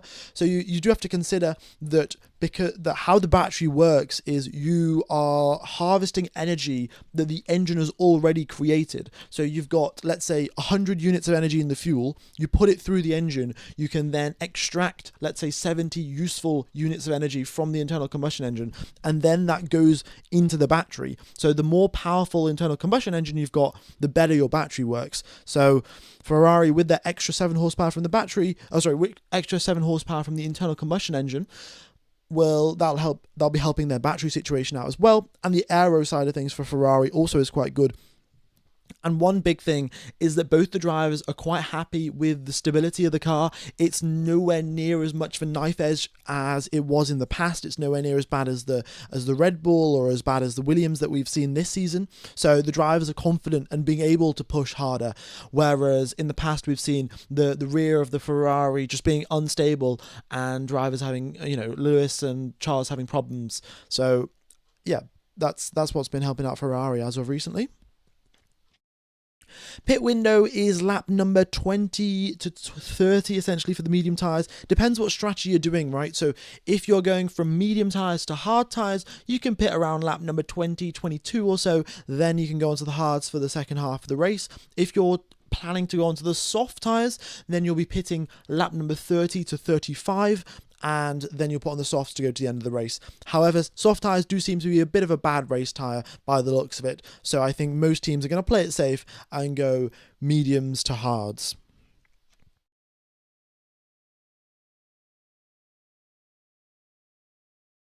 What penalty does Lewis have? Lewis has a 5-second time penalty, so when he does come into the pits to change his tyres, he will have to wait there for 5 seconds before the mechanics are allowed to touch his car, and then they will take the tyres off and put the new ones on. Yeah, George Russell is hearing Dutch music now. Verstappen, this is now I think the third, fourth lap running. He's really hounding the back of Russell, and this is the closest he's ever been. 2/10 in towards turn number 6. Can he pull off that move? He's just a little bit too far back, but Russell now, he's having to look in his mirrors, make that decision, the split-second decision. Do I go defensive? Do I not? And on that occasion, that was pretty borderline. Any closer, if Max Verstappen was any closer, Russell would have had to go defensive. So, and in fact, Verstappen gets the move done into Cop's corner. What a move from Verstappen. And, he was tucked into the slipstream. Russell, having to use his battery to defend down the straight, he runs out of it in towards Cop's, and Verstappen says, thank you very much. And on this occasion, the Mercedes doesn't tap the rear wheel and doesn't pit maneuver him, and he ends up continuing on the race, and he doesn't find himself in the barrier. Borderline violence, something. Well, it's good to see Russell not coming out with borderline violence when there's a Red Bull overtaking him on the outside of turn number 9 at Silverstone. Nah, that's a little bit too harsh. To be honest. Verstappen's into the pits. Okay. And what tyres? I suspect it's going to be hard tyres then. 35 laps to go to the end of the race. So there you go. Early pit stop for Max. Strange. Albon, by the way, served his 10-second time penalty that he had for colliding with Behrman. So once he came into the pits to put on his mediums, they waited 10 seconds, then changed his tyres. So Albon is penalty free to the end of the race, but he's also 1 lap down.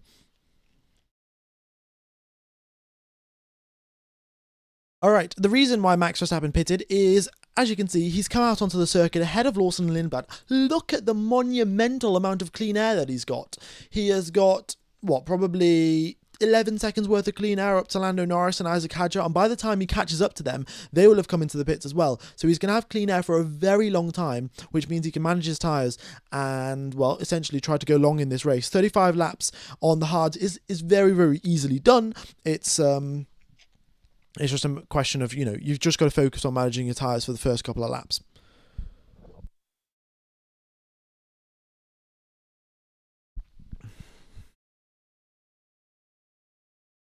Okay. Do we trust the Queen of Strategies? Yeah. Do we trust Hannah Smith? No, I think, look, he's come out into clean air. You can't really go too wrong with that. You were going, if Verstappen felt that his tyres were wearing out because he was stuck behind Russell for quite a while, it's fair enough. Bring him into the pits, give him some clean air, and let him drive. The hard tyre should be alright, really. Fresh set of hard tyres, you can see in the middle sector there, Max Verstappen 30.071. In fact, that is 70 milliseconds slower than the quickest middle sector that we've seen all of this race. So Charles Leclerc there, fastest in the middle sector, Max Verstappen second fastest, and there you go, purple in the final sector. So clearly the hard tyres are pretty good, and Max Verstappen's attacking quite hard to get them switched on. So yeah, you can see there that he's gaining quite a bit on George Russell, just due to being on those tyres. Jacob Reeds Moggs, thanks for the donation there, buddy. 8 months for being a channel member. Really, really is appreciated. Is the suit going to be used again for the last race? I think if there's a title battle going into the last race of the season, then yeah, then I'll get the suit back out again. But I don't want to be using it too often. Then it'll lose its sort of speciality. So if there's a title battle, then we'll be there for the last race with the suit. Right. Few more track limits here. Alonso exceeding track limits. Norris also. Sainz also. Gasly also. Lots of drivers exceeding track limits. As their tyres wear out, becomes a bit harder to control, of course. We've got Stroll into the pit lane there. Lando Norris, personal best lap time, actually. And this is still with 18-lap-old medium tyres. He's still setting personal best lap time while being stuck in the dirty air of Isaac Hadjar. Hadjar dives into the pits. Early pit stops for both of the Red Bulls. They say, we're boxing this lap for Isaac Hadjar, and there you go, into the pit lane for the Frenchman, and it looks like he will also be trying to come out probably in the clean air ahead of Gasly. You're losing approximately 20 seconds there, folks, by coming into the pits. So ahead of Bortoleto, maybe. If it's a quick pit stop by Red Bull, he should be able to come out ahead of Bortoleto. We'll see. Okay, thanks everyone for tuning in, by the way. Hopefully you're enjoying the coverage. If you are, be sure to hit the like button. It goes a tremendous way to helping out the channel. We've got a fastest lap from Max Verstappen, and that is a 1:33.5. That's 0.2 quicker than Charles Leclerc's fastest attempt. And up at the front, Antonelli has slowly started to reel in Charles Leclerc. So, as I was saying earlier, that Ferrari are good in the first half of the stint, and now the second half of the stint has started rolling around. The gap, which was 4.3, 4.4, now down to 3.9. So yeah, the tyres wearing out as expected, wearing out quicker for the Ferraris also as expected. So we'll see how the Ferrari strategy team decide to deal with that. And there you go. Yeah, they come out, Hadjar slightly behind Bortoleto, so a bit of a mistimed stop there, but he gets past Bortoleto, no issue in towards Copse. Job done for Isaac Hadjar, and he will continue on his way, making some more progress. Okay, if Lewis Hamilton was to... Wait a second. If Lewis Hamilton was to come into the pits now, he would come out behind Verstappen, and that's not even including his penalty. So if you add on his penalty, he comes out 5 seconds behind Verstappen, actually. So yeah, just really good laps there from Max on his fresh tyres, and he's gaining quite a lot of lap time here via the undercut. The overcut is technically the better strategy, but the undercut can still work, especially if everyone is extending out their stints quite long. The longer and longer you extend out your stints, the better and better the undercut becomes. So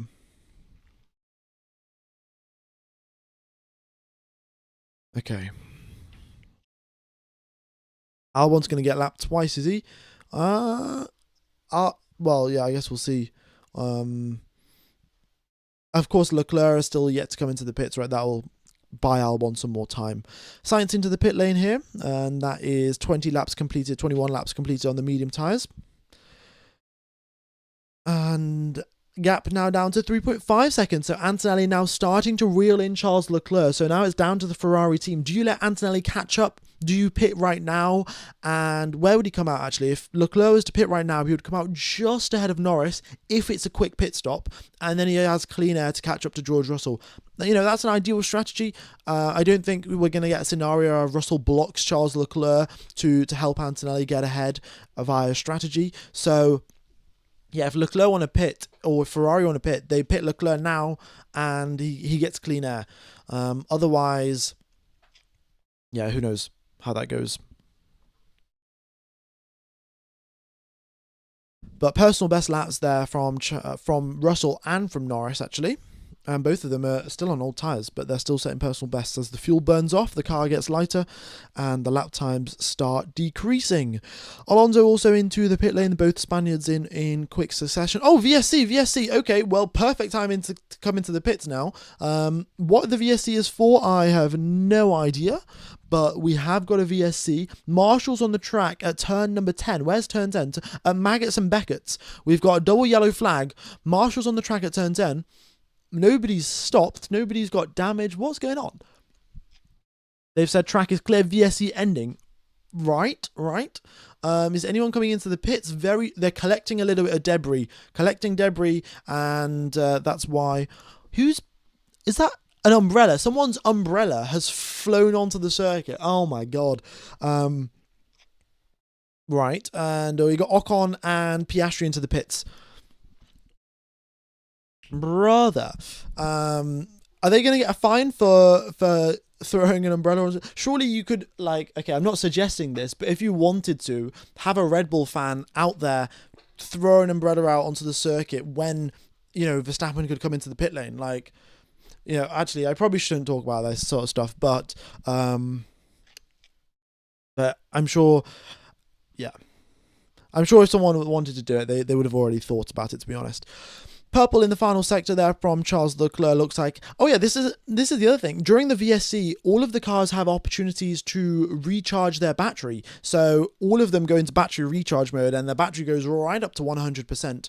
So Isaac Hadjar here, right on the back of Lindblad, and he'll have a lot of battery to try and make this move. Oh geez, mate, I've got so much understeer, says Lewis Hamilton. Yeah.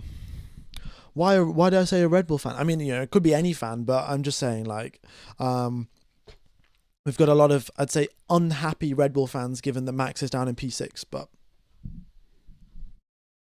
now it's gonna be Fernando Alonso fans that are gonna do it, and then umbrella on the circuit, and it's gonna cause a VSC, and then they're gonna go Plan C for combat, and then you win the race. Easy. I saw it done in a movie once. It can happen in real life. All right, we've got a few drivers coming up on some traffic here as well. So that'll be something to watch out for. Charles Leclerc approaching Sergio Perez's traffic. Bottas has just let Piastri by. We've got Colapinto into the pit lane now for a set of hard tyres. We do need to... I do want another Formula 1 movie to come out, actually. I think it was quite nice. Like, sure, it wasn't the most realistic thing in the world, but it's quite a nice movie, actually. All right, Hamilton and Russell both pitting on the very same lap. They follow them both in, follow Lewis into the pits, and they're both into the pits. Okay. Is it going to be a quick stop for both of them? Well, Hamilton's got a 5-second penalty, and Russell does not. So Russell overtakes Hamilton in the pit lane. That's fair enough, because Hamilton had to serve his 5 seconds for jumping the race start, and Max Verstappen comes out ahead of both of them. So in a net P3 is Max. Max is in a net P3 there, ladies and gentlemen.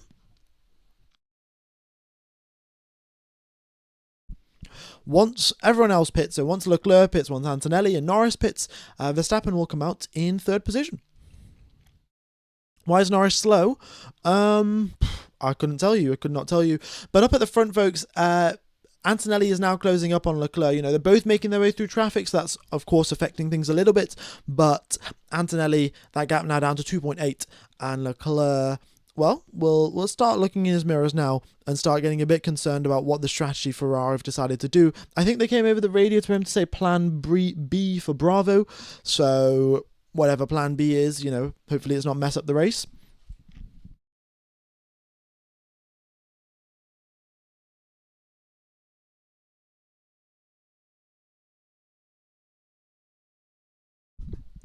Hannah Schmitz has cooked once again.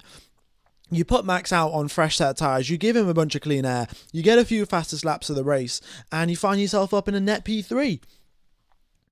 Very nicely done by Hannah Schmitz.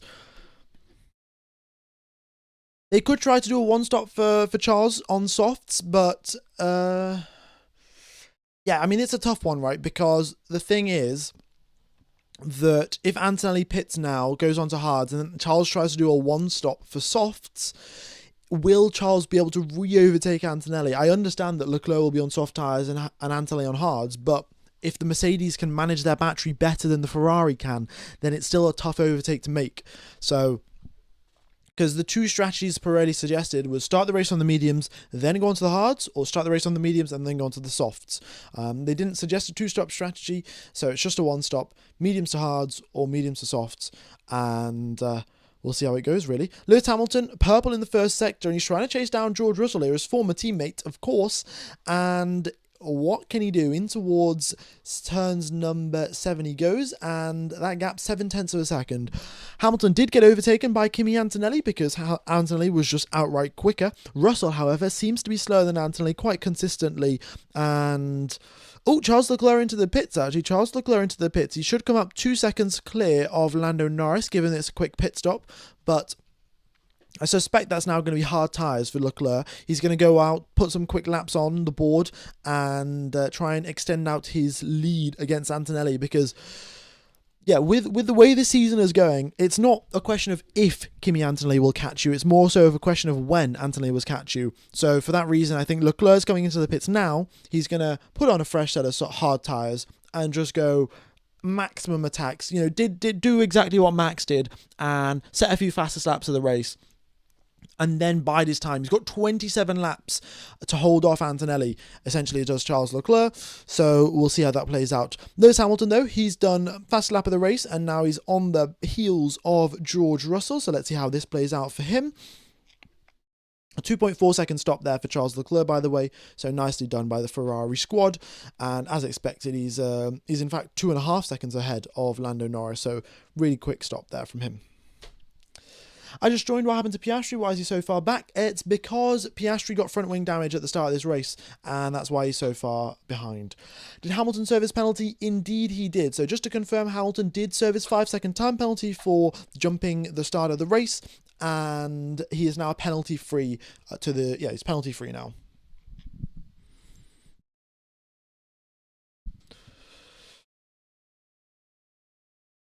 As Hamilton 7/10 quicker in the first sector. Bit of battery deployment, and then also just the ability to push on cold tires, right? You have the headroom, essentially. If your tires are 95 degrees Celsius, the maximum operating temperature is 110, you have the headroom to attack, and that's how you go 7/10 quicker in one sector. Check the gap between Max's best laps and George Russell's and Hamilton's. Let's have a look. Yeah, Max's best laps are in the 133s, Russell's and Hamilton's are in the 132s. So, yeah, while Max was quick on his fresh hard tyres, nowhere near as quick as Russell and Hamilton. But again, you've got to consider that this was on slightly lower fuel for these guys. These guys had 6 less laps worth of fuel in the car, so that's probably on the order of, 12 kilograms less fuel in the car, so that will be affecting things slightly. But I do admit that, yeah, the Mercs and the Ferraris are quicker than the Red Bulls.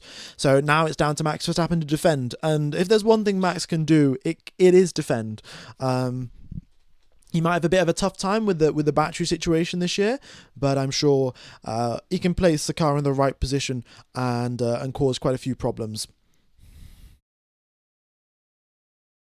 Track temp is 39 degrees Celsius, the same as it was sort of when we started this race, and air temperature 25 degrees Celsius, so again, pretty standard. We haven't had any DNF so far. I don't really want to jinx it, but no DNFs. I'd forecasted 4, but seems like reliability is on the strong suit today. We got a black and white flag for Carlos Sainz for track limits. He's been exceeding track limits too many times, and one more occasion, if he does so, he will get a 5-second time penalty, but he's already out of the points, and yeah, I don't think he's all that concerned.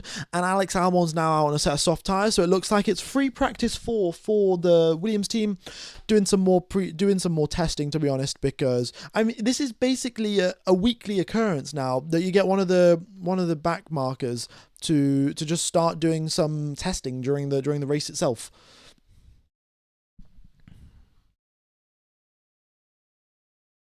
All right, purple final sector there for Lewis. Look at that. The Ferrari's dominating the quickest sector leaderboard. And yeah, very nice. So clearly they've got pace, but the question is how long can that pace actually be held up, right? Consistently, lap after lap, without suffering from huge tyre wear.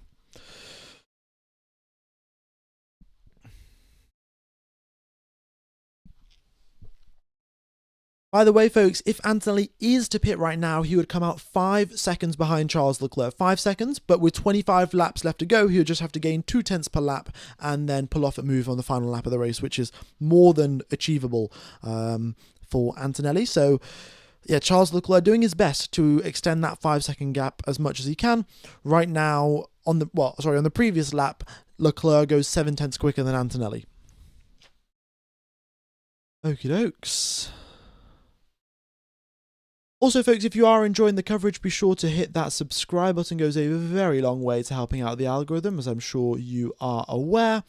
And I look forward to seeing you guys in 2 weeks' time for the Belgian Grand Prix. That'll be mega. We're getting pretty close to 248k here as well. We're about 400 subscribers off. So if you haven't subscribed, if you haven't hit the like button, be sure to do that.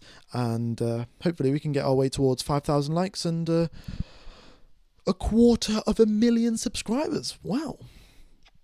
All right, Lando Norris into the pit lane, so one of the final few drivers yet to come into the pits, and Sainz overtakes Behrman. Behrman also done 27 laps on his soft tyres, so we'll see what Norris does. Does he kart on hards? Does he kart on softs? Of course, the alternate Pirelli strategy suggests that you can use soft tyres. I'm not so confident that they are an ideal race tyre, but we'll wait and see. Lewis has served his penalty, by the way, just to confirm, he has served it, so he is now penalty-free till the end of the race. And now in the previous lap, Leclerc only 1/10 quicker than Antonelli. Yeah. F1 Gamer, it's starting to look like Antonelli is going for a medium to medium strategy. You can't do a medium to medium strategy. The rules dictate you have to have two different sets of tyres. Hamilton does get ahead of George Russell. What a move here from Hamilton. Again, Copse corner, and they are nearly side by side through Maggots and Beckett. Of course, Russell has to yield, but again, more overtakes through Copse here. This is cool. Russell re-overtakes him, down the straight they go, and slipstreams right back past his former teammates, and he regains 4th position for George Russell. This is some pretty nice racing, actually, I've got to say. All right, Max versus Russell versus Hamilton. It's a 3-way fight, full 3rd position. Here we go, ladies and gentlemen. Verstappen says, "I've no grip. It's horrendous." Well, you know, Max, you got to deal with it. You got Russell and Lewis right behind you.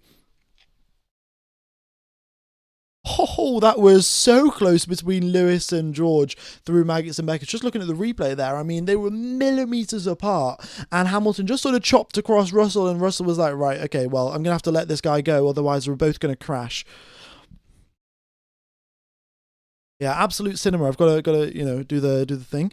6/10 is the gap now, and let's see what they can do coming through Brooklands and left field again. So here comes Lewis Hamilton. He's doing his absolute best to keep his minimum speed up, which he is doing so quite well, actually. His minimum speed's higher than George Russell, and he's taking a bit more of a wider line here that's allowing him to do that. Hadjar gets overtaken by Lando Norris in towards Brookland. We'll see if Hadjar can do a re-overtake maneuver in towards Copse corner. But up at battling away for 3rd and 4th, we've got Hamilton still 6/10 back. Let's have a look. What is the speed going to be down the straight here? So Max Verstappen is hitting speeds of, you know what, 290. Yeah, 290. Then we've got Russell 314, Hamilton 338. Double slipstream plus overtake for Hamilton, and that's a 30km/h advantage over Max Verstappen going down the straight. That is mega. And now he looks to the inside of Vale. Can he make that move stick? He can't on this occasion. He's now trying for the switch back through Club Corner. He goes down the Hamilton straight, the one, of course, named after himself. Can he look to the inside in towards turn number 1? He's dangerously close. And now through in towards turn number 3, in towards Abbey. Super late on the brakes goes Lewis. And he does overtake... Oh, no, he doesn't actually. Russell somehow manages to hang on to it through the loop, and Hamilton practically pushing the back of that Mercedes through all of these corners. Now again he's tucked into the rear wing of the Mercedes. He now looks to the inside, and he does get the overtake done on this occasion. That is P4 for Lewis, but how much longer will he be able to hang on to that one? Because Russell's not giving up so easily. He's got a much tighter line through Luffield, and he's firmly again in the slipstream. He's got a 10km/h pace advantage, and now into Copse corner, George Russell gets ahead once again, and this is some fantastic racing between the two former teammates. Russell leads into Maggots and Beckett on lap number 31 of 52.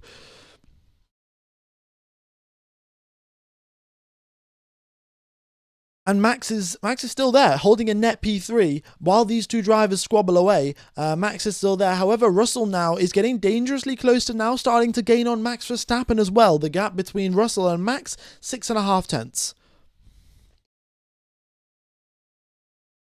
Verstappen's running away. I don't know about Verstappen running away. The gap's about 6/10, so we'll see. We'll see how that goes. But Max will have his, we'll see how it goes for Max Verstappen. They've come over the radios of Norris saying that Max is holding up Russell and Hamilton. That sort of indicates that Russell and Hamilton have got way more pace than Max, according to the McLaren engineers at least. All right. Also, Charles Leclerc, quick update for him. If Antonelli was to come into the pit lane now, the gap would be 6 seconds rather than 5. It was a few laps ago. So again, Russell gaining ever so slightly on Antonelli as the laps go by. But, of course, if Antonelli was to pit right now, he would have 6-lap fresher tyres as well.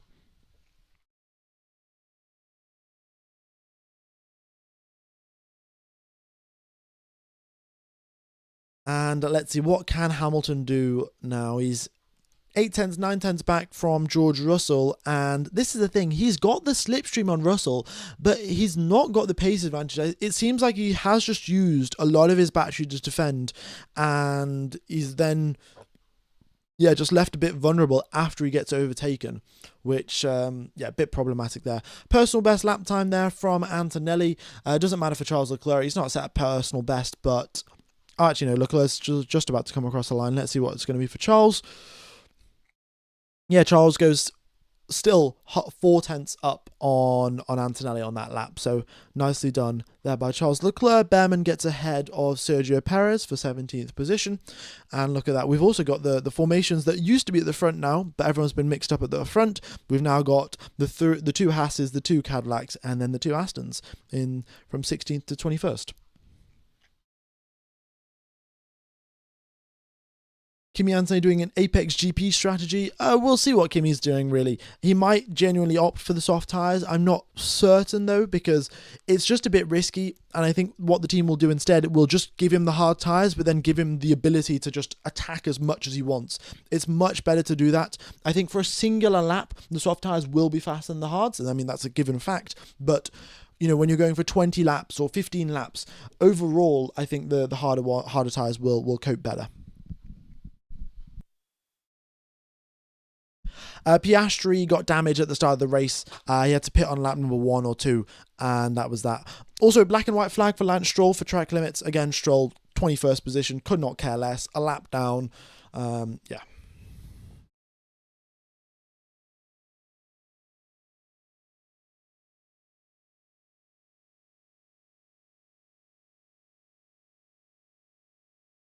Okay, George is now starting to hound the back of Max Verstappen, and here they go. George Russell to the inside, in towards Stowe corner. Can he pull off this move?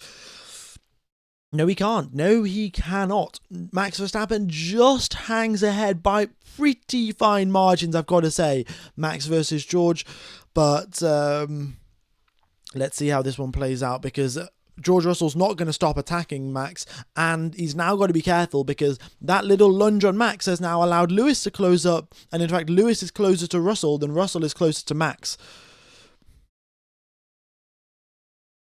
Piastri's chance of points, 0, probably, yeah.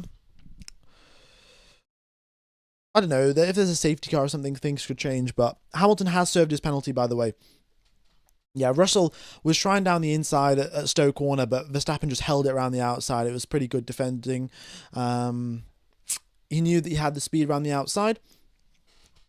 We're expecting Russell to pit, unable to pit this lap for a slow puncture. Russell has got a slow puncture, apparently. They come over the radio, Max Verstappen, we are expecting Russell to pit because he's got a slow puncture. So unless that's a mistake in the translation system, they are, and then they've told Hadjar that Russell is going to come out just behind you because he's got a slow puncture. So we'll see now what's going on here with George. But okay.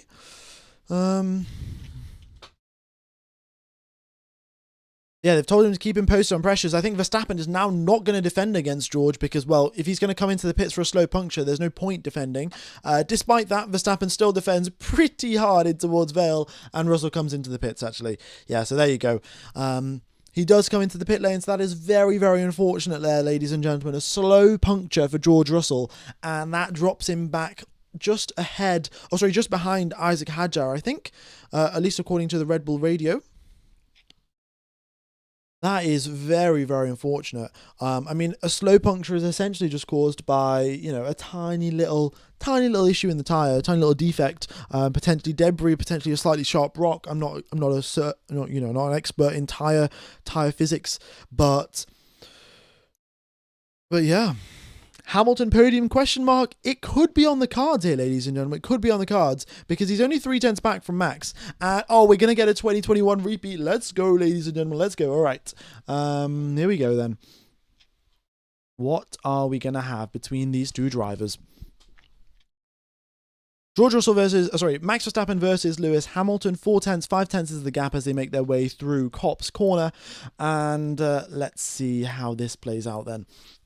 Antonelli dives into the pit lane, so just to confirm, Antonelli will come out 7 seconds behind Charles Leclerc if there's a decently quick pit stop, and then he's got 17 laps to chase down 7 seconds. What do you think's going to happen? 17 laps, 7 seconds. Can Antonelli chase down Charles Leclerc and make the overtake? He was waiting for a safety car. The safety car didn't arrive, but yeah, let's see. Hamilton now. Whoa, this is very, very close here as they make their way through Vale and Club. And Hamilton is, Verstappen's now not got Perez. Perez has moved out of the way. They've got blue flags for him. So it's clean air now for Max, at least for the next couple of laps.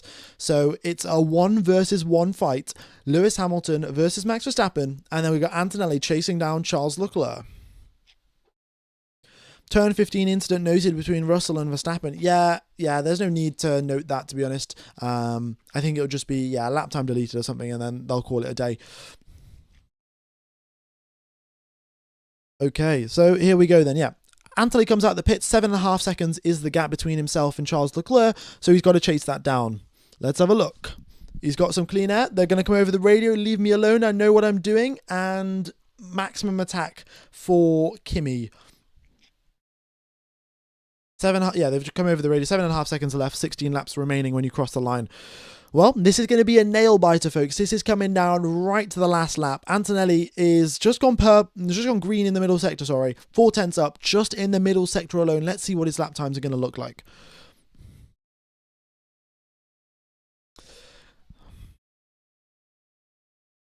All right, Verstappen, though, he's doing everything that he can. He's going to try and hang on to this podium here, of course.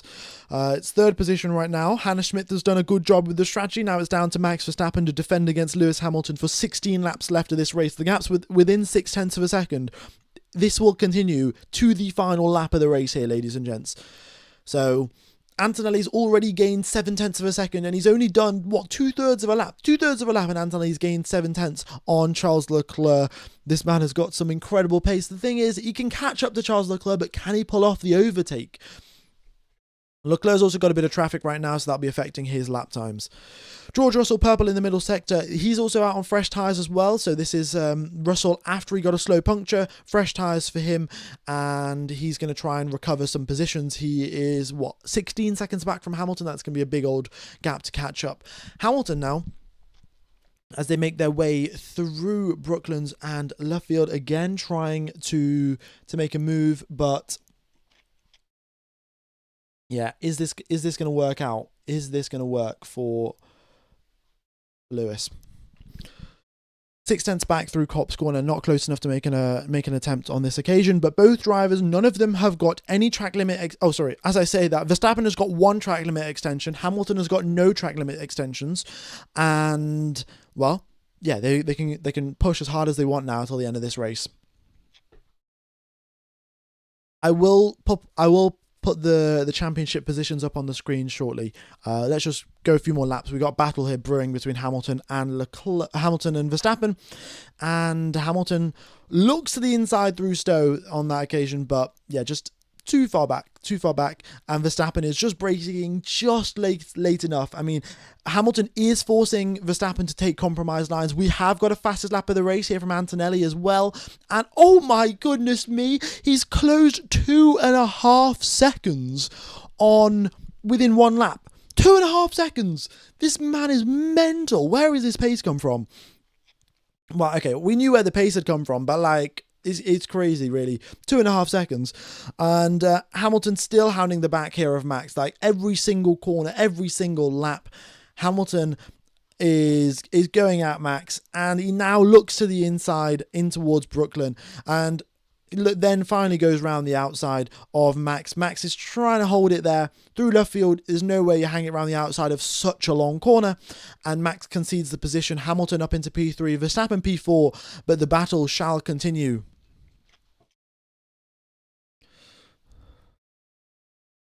Oh, yellow flag, yellow flag. Nico Hulkenberg, Copse corner, yellow flag. And if that is a crash, which it may well be at Copse corner, that might be a safety car. And that is going to close up the entire field. Oh no, Hulkenberg, it's not a safety car. He's just stopped at the side of the circuit. It seems like it's a problem with the Audi power unit. Hulkenberg stops at the side of the track. That's a yellow flag right now out there. We'll see what the FIA decide to do. I mean, personally, I'd say VSC, push the car off the side of the circuit. Yeah, there you go. VSC's out.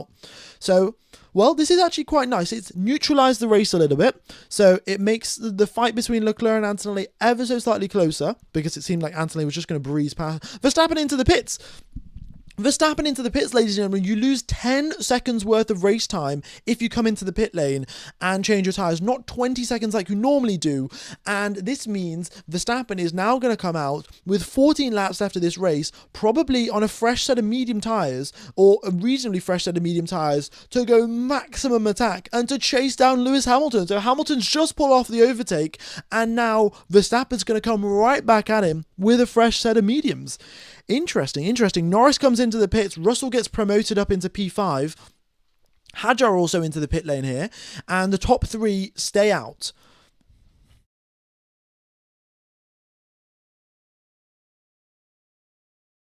Okay, also VSC. Oh, wait, what's going on here with Hadjar? What's going on with Hadjar? They can't change... slow pit stop for Hadjar by the looks of it. Something was going wrong. 9.8 second stop for Isaac Hadjar. That is unfortunate. VSC ending here, ladies and gentlemen. So any lap time he would have gained by pitting under the VSC, he's lost it all again because the pit stop was too slow. And now everyone's driving slowly through the VSC, so everyone's back to 100% charge. Time to go racing. Track is clear. VSC's ended. We are racing once again, ladies and gentlemen. Lap number 39 of 52. We've got 44,000 people tuning into live stream. Much appreciated for everyone tuning in. If you are enjoying the coverage, be sure to hit the like button. Be sure to subscribe. We're well on our way to 248k subscribers. About 200 or so away. And... Lance Stroll has been given the 5th offence for track limits. Oh my god, Stroll's just like, this car is undrivable, I don't care, man, I'm going home. 5 times he's exceeded track limits. You do it 3 times, you get a black and white flag. 4 times, you get a 5-second time penalty. And Stroll has now done it for the 5th time.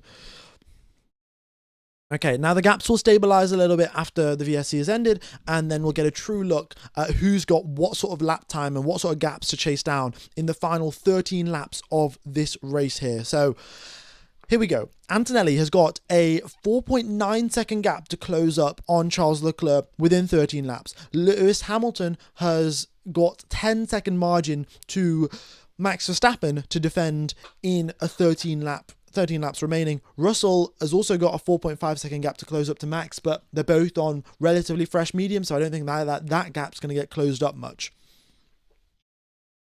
Why did Verstappen pit? Because he'd already lost the position to Lewis. So if you think of it from that perspective, you think, oh, well, Max, there's no way that Max now re-overtakes Lewis and holds the lead till the end of the race. So the only alternate that they have is to come into the pits during the VSC and just go full out attack and to try and chase him down that way and try and overtake him because he's got the fresher tyres. So before, Verstappen and Hamilton were on equal footing, and Verstappen was slower, but now they're not on equal footing because Verstappen's got quicker tyres.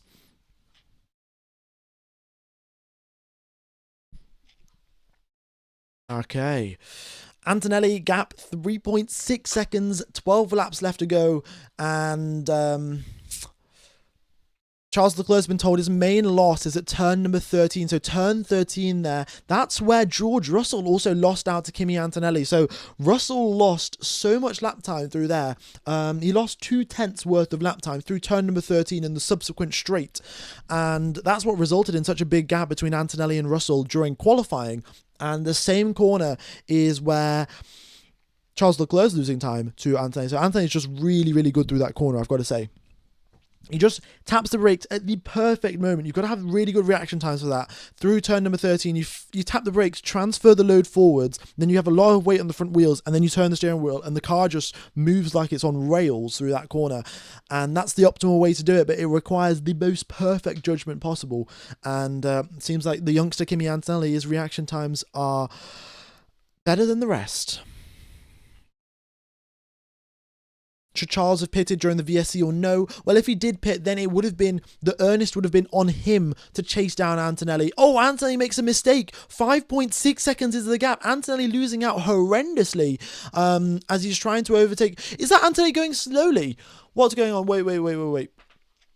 6.7 seconds is that. No way there's an issue for Antonelli on his car. And he comes into the pit lane. There's an issue for Kimi Antonelli, ladies and gentlemen. He dives into the pits. What has happened there? Oh my goodness me. Antonelli, box. I don't know if that's a retirement from the end of this race, but...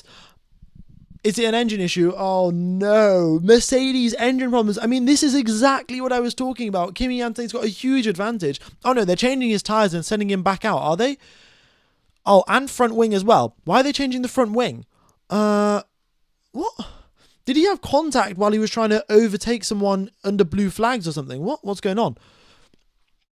Why would you change front wing? 15.3 second pit stop time. It's a Ferrari 1-2. Where's the meme gone? It's here we go. Yeah, we are so back here, ladies and gentlemen. 5-second time penalty for Stroll's exceeded track limit 6 times now, and he's got another 5-second time penalty. I mean, you got to respect Lance Stroll. Hats off to you, man. Okay, what happened to Antonelli? He's currently battling away with Norris as they go down the Wellington Straight there. He's got fresh tyres, so does Norris. That's going to be a tight fight. But yeah, what? Leclerc also 20 seconds ahead of Hamilton. So, you know, at his home circuit, the circuit where Lewis has won so many times, Leclerc 20 seconds up. I mean, of course, Hamilton got a 5-second time penalty, so you take that off, it's still a 15-second margin.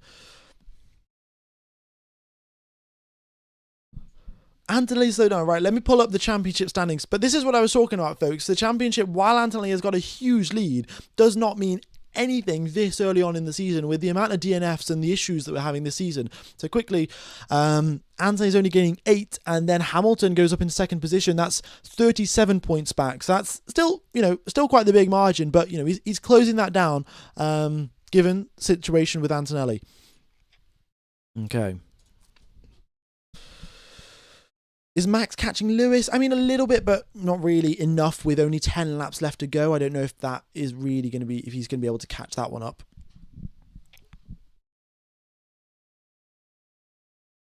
Okay. Yeah, 10 more laps left of this race. Hadjar trying to get ahead of Antonelli. What? Hadjar trying to get ahead of Antonelli? Hadjar does so. It seems like there's a persistent problem with Antonelli. He's exceeded track limits at turn number 9 and 15.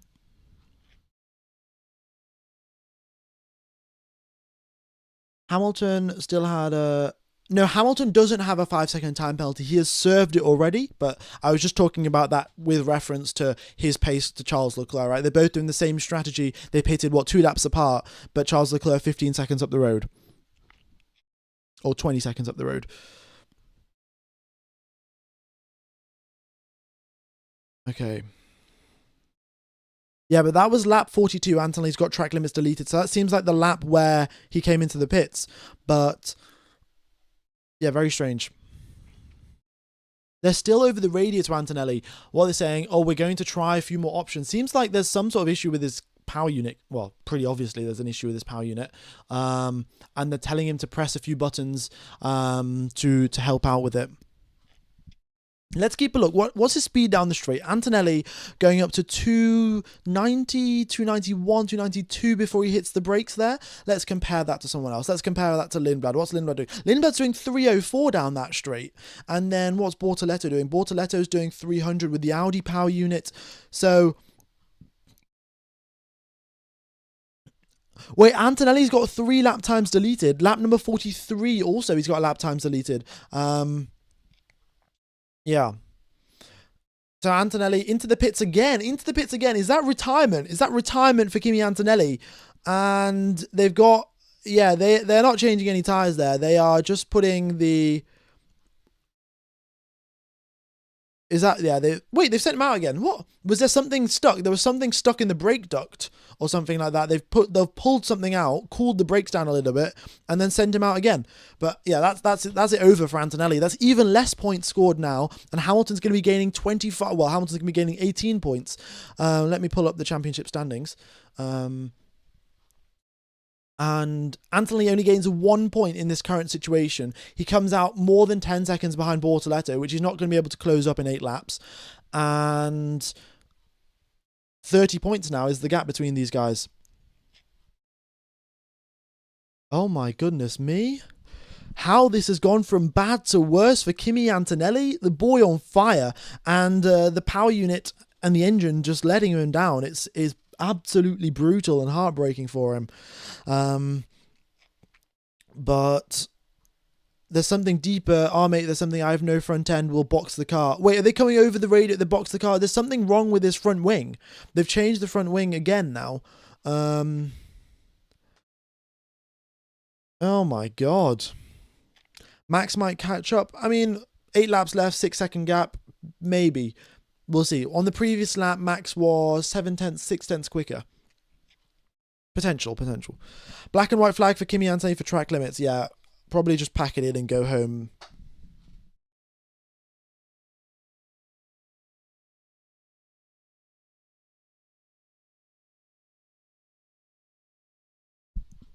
More drama. George Russell says bye, au revoir on the radio. Right? Don't know what's going on there. And Albon, look at Albon. By the way, we've not been really paying much attention to Alex Albon here, but he's now done 3 stints on soft tyres. So more pre-season testing here for Alex Albon. Kimi Antonelli continues on. He doesn't box, even though that they did say something about boxing in the pits on the radio. But Kimi stays out. Alex Albon is doing more preseason testing. Up at the front, Charles Leclerc leads with a 20-second gap. So, by the way, I'm sure quite a few people are listening to this like a radio-style broadcast, so I'll quickly just go through the position so you guys have an idea of what's actually going on. Antonelli has just been... wait, what? Antonelli gets told over the radio that he's 10th position, and he just doesn't even reply. Okay, pretty brutal there. He has also exceeded track limits again, and he might get a 5-second time penalty. You don't really want to beat a man when he's down, but yeah, the rules are the rules. Okay, first position for Charles, second for Lewis, third for Verstappen, fourth Russell, fifth Norris, sixth Hadjar, seventh Lawson, 8th Lindblad, 9th Bortoleto, 10th Antonelli, 11th Colapinto, 12th Gasly, 13th Piastri after a problem with his front wing at the start of the race. And then, contact at the start of the race. Sainz 14th, Behrman 15th, Ocon 16th, Perez 17th, Bottas 18th, Alonso 19th, Stroll 20th, Albon 21st, and Hulkenberg 22nd retired from the race.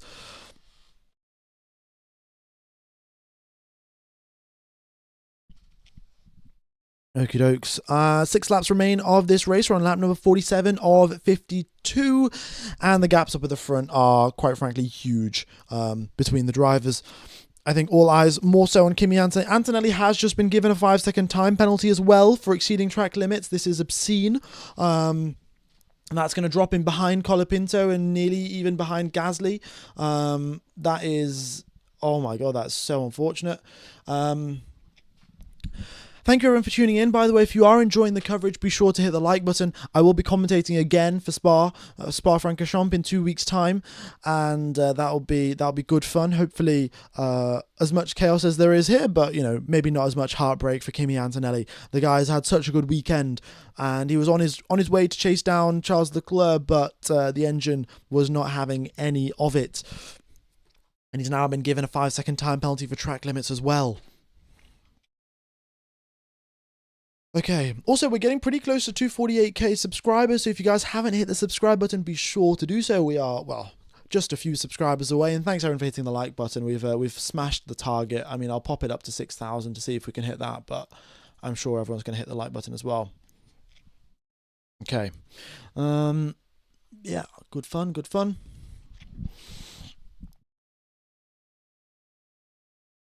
Yeah, no more good luck for Kimi. I mean, this is what I was saying, right? You can have a really, really good run, but either it's your own mistake or the car's mistake, your team's mistake. There are so many factors that are at play in Formula One, and it just takes one of them to go wrong and things can come falling apart. And now the momentum has really shifted, right? You know, Antonelli will be slightly on the back foot. Of course, he's got a big championship lead, but this is an opportunity for Russell now to claw back some points, and he does. Wait, what's going on? Verstappen at turn 15. He crashes at turn 15. What? Max Verstappen out of nowhere. He spun at turn 15 last year. He's now in the gravel at turn 15. Safety car's out, and the race has been paused. Russell up into third. Max Verstappen crashes for no reason whatsoever. What is going on at Silverstone today, mate? Is that a flat spot on his front tyres or something? What's happened? What? Okay, Verstappen crashes. That's him out of the race. So now it's Russell on the podium. And Hadjar dives into the pit lane. But it's a full safety car, by the way. Wait, full safety car? It's full safety. Charles Leclerc's been told to box. New set of tyres for Charles when he comes around in towards the pit lane. But was it a puncture? Was it a mistake? What's gone on here? I mean, we've had tyre failures in the past right here at Silverstone. I would like to get a replay just to confirm because, you know, Max, we've seen him crash before, but typically when he does crash, it's, you know, he's trying to overtake someone and something goes wrong, but crashing out of nowhere is very far and few between, not just for Max Verstappen, but just for any driver in Formula One. You know, it's very rare to see them crash just out of nowhere.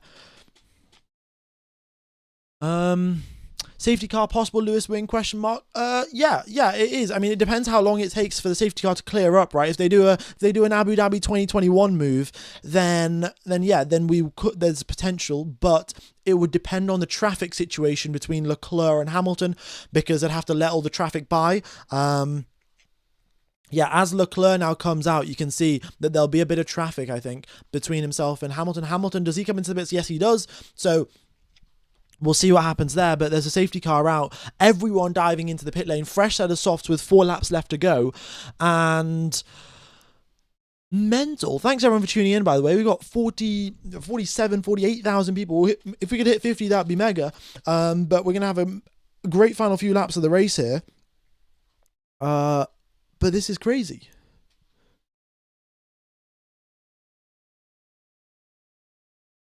Yeah, so there you see, right?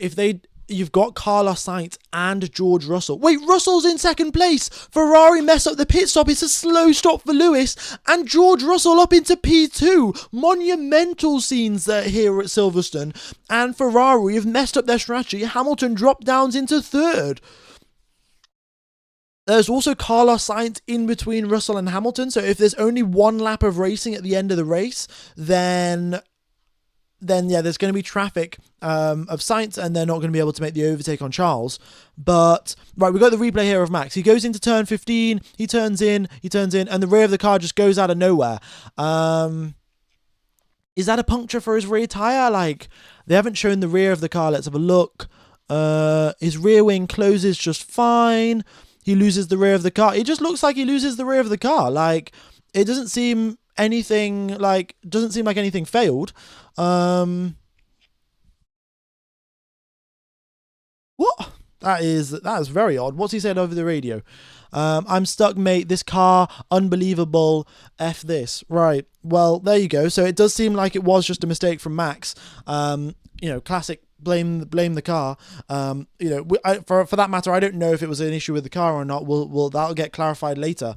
But it does seem like it was just a driver mistake for that one. I'm sorry to say for the Max Verstappen fans.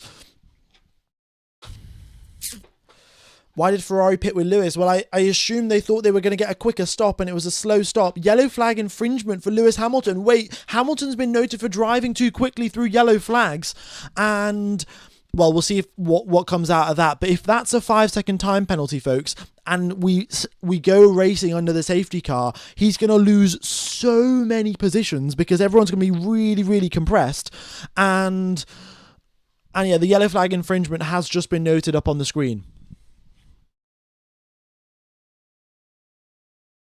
3 laps after the race, we're still behind the safety car. Everyone finally closing up to the back of the safety car. They will not end the safety car as well unless everyone closes up. So there's still a little bit more time.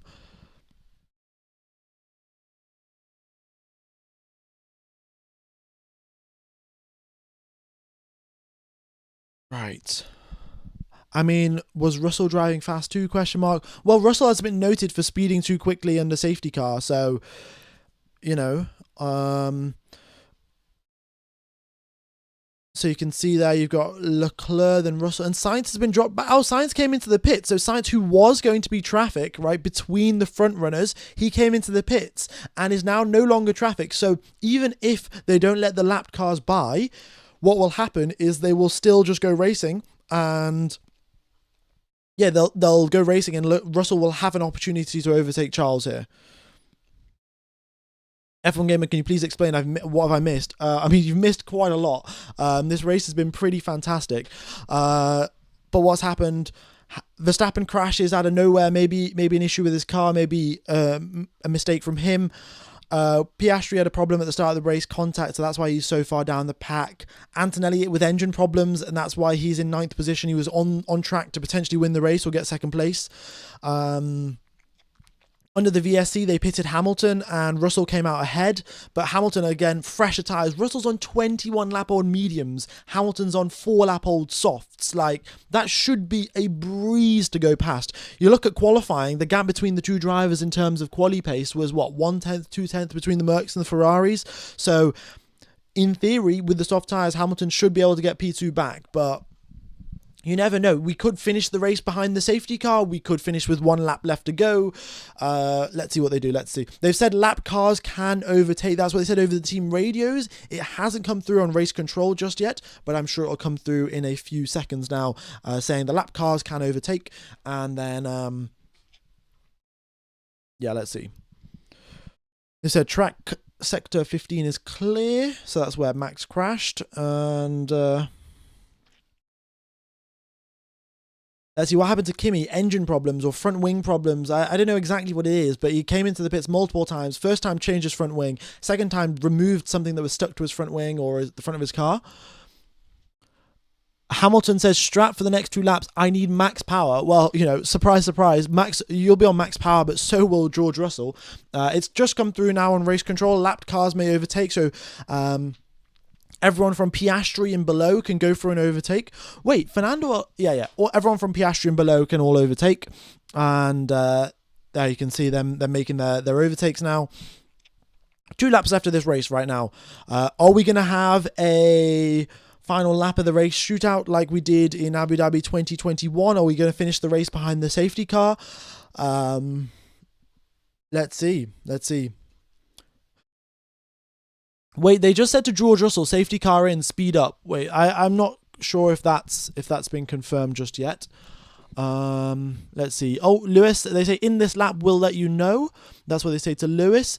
They said restart on 1 lap to Behrman. So it seems like just before the message comes through to race control, we are going to have 1 lap of racing here, by the way. What it seems like. All right. Max finds his way back into the pit lane, and he's you don't want to be talking to Max right now, to be honest. What was noted is there someone with a penalty. Hamilton was noted for a yellow flag infringement. That hasn't gone under investigation just yet. I think they're too busy dealing with the safety car stuff right now. But yeah, so that's what's been going on.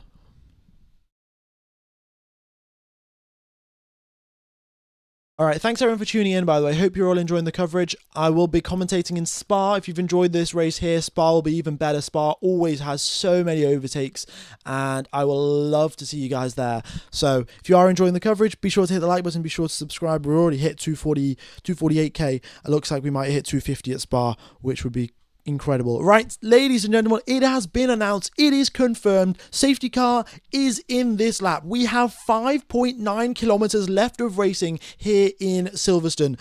And wait, they've just said safety car in this lap, and 8 seconds later they've said safety car deployed. Wait. Is it coming in this lap or is it not? Cancel safety car, wait. Yeah, they're saying over the radio now, cancel safety car. What's going on? It literally said in this lap, wait, I'm just going to zoom out. You guys, if you're on your phone, you might have to zoom in a little bit to read it. But you can see here, it says safety car in this lap. And then 8 seconds later, it says safety car deployed again. I've been told the safety cars... Mate, what? You can't... Oh my God. Yeah, I mean, look at this, right? Like, you guys can read it if you know. I apologize that the font's a little small, but you can clearly see here, you know, that's at 4:27 and 42 seconds, and then 8 seconds later they decide to say, "Oh, safety car's still deployed." Mate, it's Schrodinger's safety car, man. Like, what's going on here? Is it in or is it? Well, it's clearly not in because you know we've driven past it. But cheers, FIA.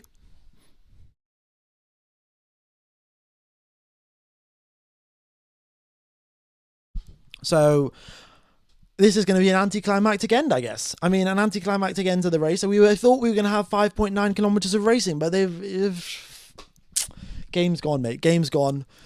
Season's over. Formula One. Yeah. Well, you know, here we are behind the safety car.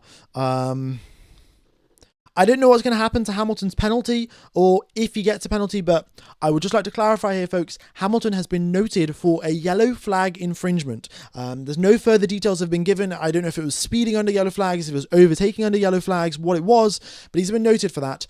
And oh, great, they've said safety car is in this lap now. Oh, brilliant. When you're not allowed to overtake until the checkered flag, the safety car's in. I mean, thanks for that, FIA.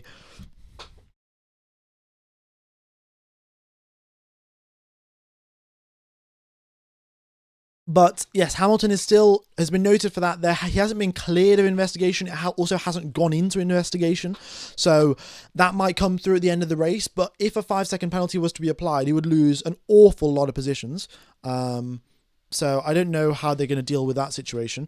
But what I will do now is bring up the championship standings up onto the screen. So if the race finishes as is, Mercedes will gain 20 points, Ferrari will gain 40 points, Antonelli only 2 points, Russell 18, Hamilton 15, and, well, Antonelli's margin that he had has been closed up very, very quickly. Well, not very quickly, there's still quite a big margin, but it's been closed up and a big chunk has been taken out of it. But here you go, ladies and gentlemen. Safety car is in. We are racing, but not really. Charles Leclerc comes across the line to win his first race in 2026. Very nicely done by Charles Leclerc. A bit of a chaotic race at the end here, but Leclerc comes home in first position. Russell in second, Hamilton in third, Norris fourth, Hadjar fifth. Kimi Antonelli, by the way, had a 5-second time penalty for exceeding track limits. That means 2 less points for him and an extra 18 points for Russell. Well, an extra 2 points for Russell and Hamilton and Leclerc, all to close up on their championship rival. So that's why Antonelli dropped down, but that's the end of the race there, folks. 52 laps of racing have been completed, and we have had Charles Leclerc in P1, Russell P2, Hamilton P3 for the end of this race. Norris 4th, Hadjar 5th, Lawson and Lindblad 6th and 7th, Bortoletto 8th, both Alpine scoring points, 9th and 10th. Piastri 11th there. Unfortunate for him. You know, safety car came too late, wasn't able to make any moves, and just a bad start to the race resulted in a bad result. So that is, I mean, look, it would have all been fine if they had just said the safety car is staying out. Like, if it just said staying out, but the fact that they said safety car is coming in and then 8 seconds later they say the safety car's staying out again, that I think is quite frankly just like, what's going on? Like, can you not decide on your own rules and regulations? Because Hamilton's, oh, it's just come through here, folks. Hamilton will be investigated after the race for yellow flag infringement. So you guys can have a look there about that. But yeah, the fact that they can't decide their own decisions, like when they do it in football or when they do it in cricket, right? The umpire or the referee, they make a decision and they stick with it. You don't change your decision 8 seconds later. Like, this is why the FIA gets so much crap every single race weekend, is they can't make up decisions and then they can't also be consistent as well. At the end of the day, it was quite the exciting race and a good outcome for Ferrari fans. And Charles Leclerc gets a race win in 2026, which is great to see. Russell comes home in second place. He closes up his points gap, and that momentum has now shifted in his favour. It may not be totally out of his own skill, but luck plays a part. It plays a part in momentum. It plays a part in form, and Russell will be looking to score some more points in Spa. Of course, he had that brilliant qualifying in Spa back in 2019 or 2020 when he got P2 there. That was an incredible quali from him, and maybe he'll be, or 2021 actually, 2021, yeah, for George, when he did that in Spa. So maybe he'll be able to do something similar this year with the Mercedes. But that is all from me, folks. So I hope you've enjoyed the coverage. I hope I've covered this in a hopefully non-biased way, and I have not upset too many people. I know I saw a few messages there saying that I'm a Max Verstappen hater after I said it was his fault after he crashed. I mean, you guys can watch the replay. I couldn't figure out if there was an issue with his car or not. But yeah, I think that was all right. Yeah, let me know if you think there's anything I can improve in my commentary. My Instagram is F1gamer_official. But apart from that, I think that's all from me, folks. So it's been a pleasure commentating to you guys. I'll be back in 2 weeks' time for Spa-Francorchamps. So if you guys can hit the like button on that stream, hit the reminder button on that stream, it goes a really long way to helping out the algorithm. And that's about it from me, to be honest. That is about it. So hopefully, I'll see you all in 2 weeks' time for the Belgian Grand Prix, and it'll be lots of good racing over there. Okay, so that's all then. I'll cheers everyone for tuning in. Have a wonderful morning, afternoon, evening, or night, depending on where you are around the world. Good luck for your country in the World Cup. I'm sure in 2 weeks' time we'll be a whole lot closer to the finals, and that will be that. So yeah, I shall see you all in 2 weeks. If you do hit the like button on the Belgium Grand Prix stream, that would be mega, and if you can hit the reminder button as well, that would be cool as well. But I shall see you all in 2 weeks' time for then. All right, bye bye, folks. Bye bye.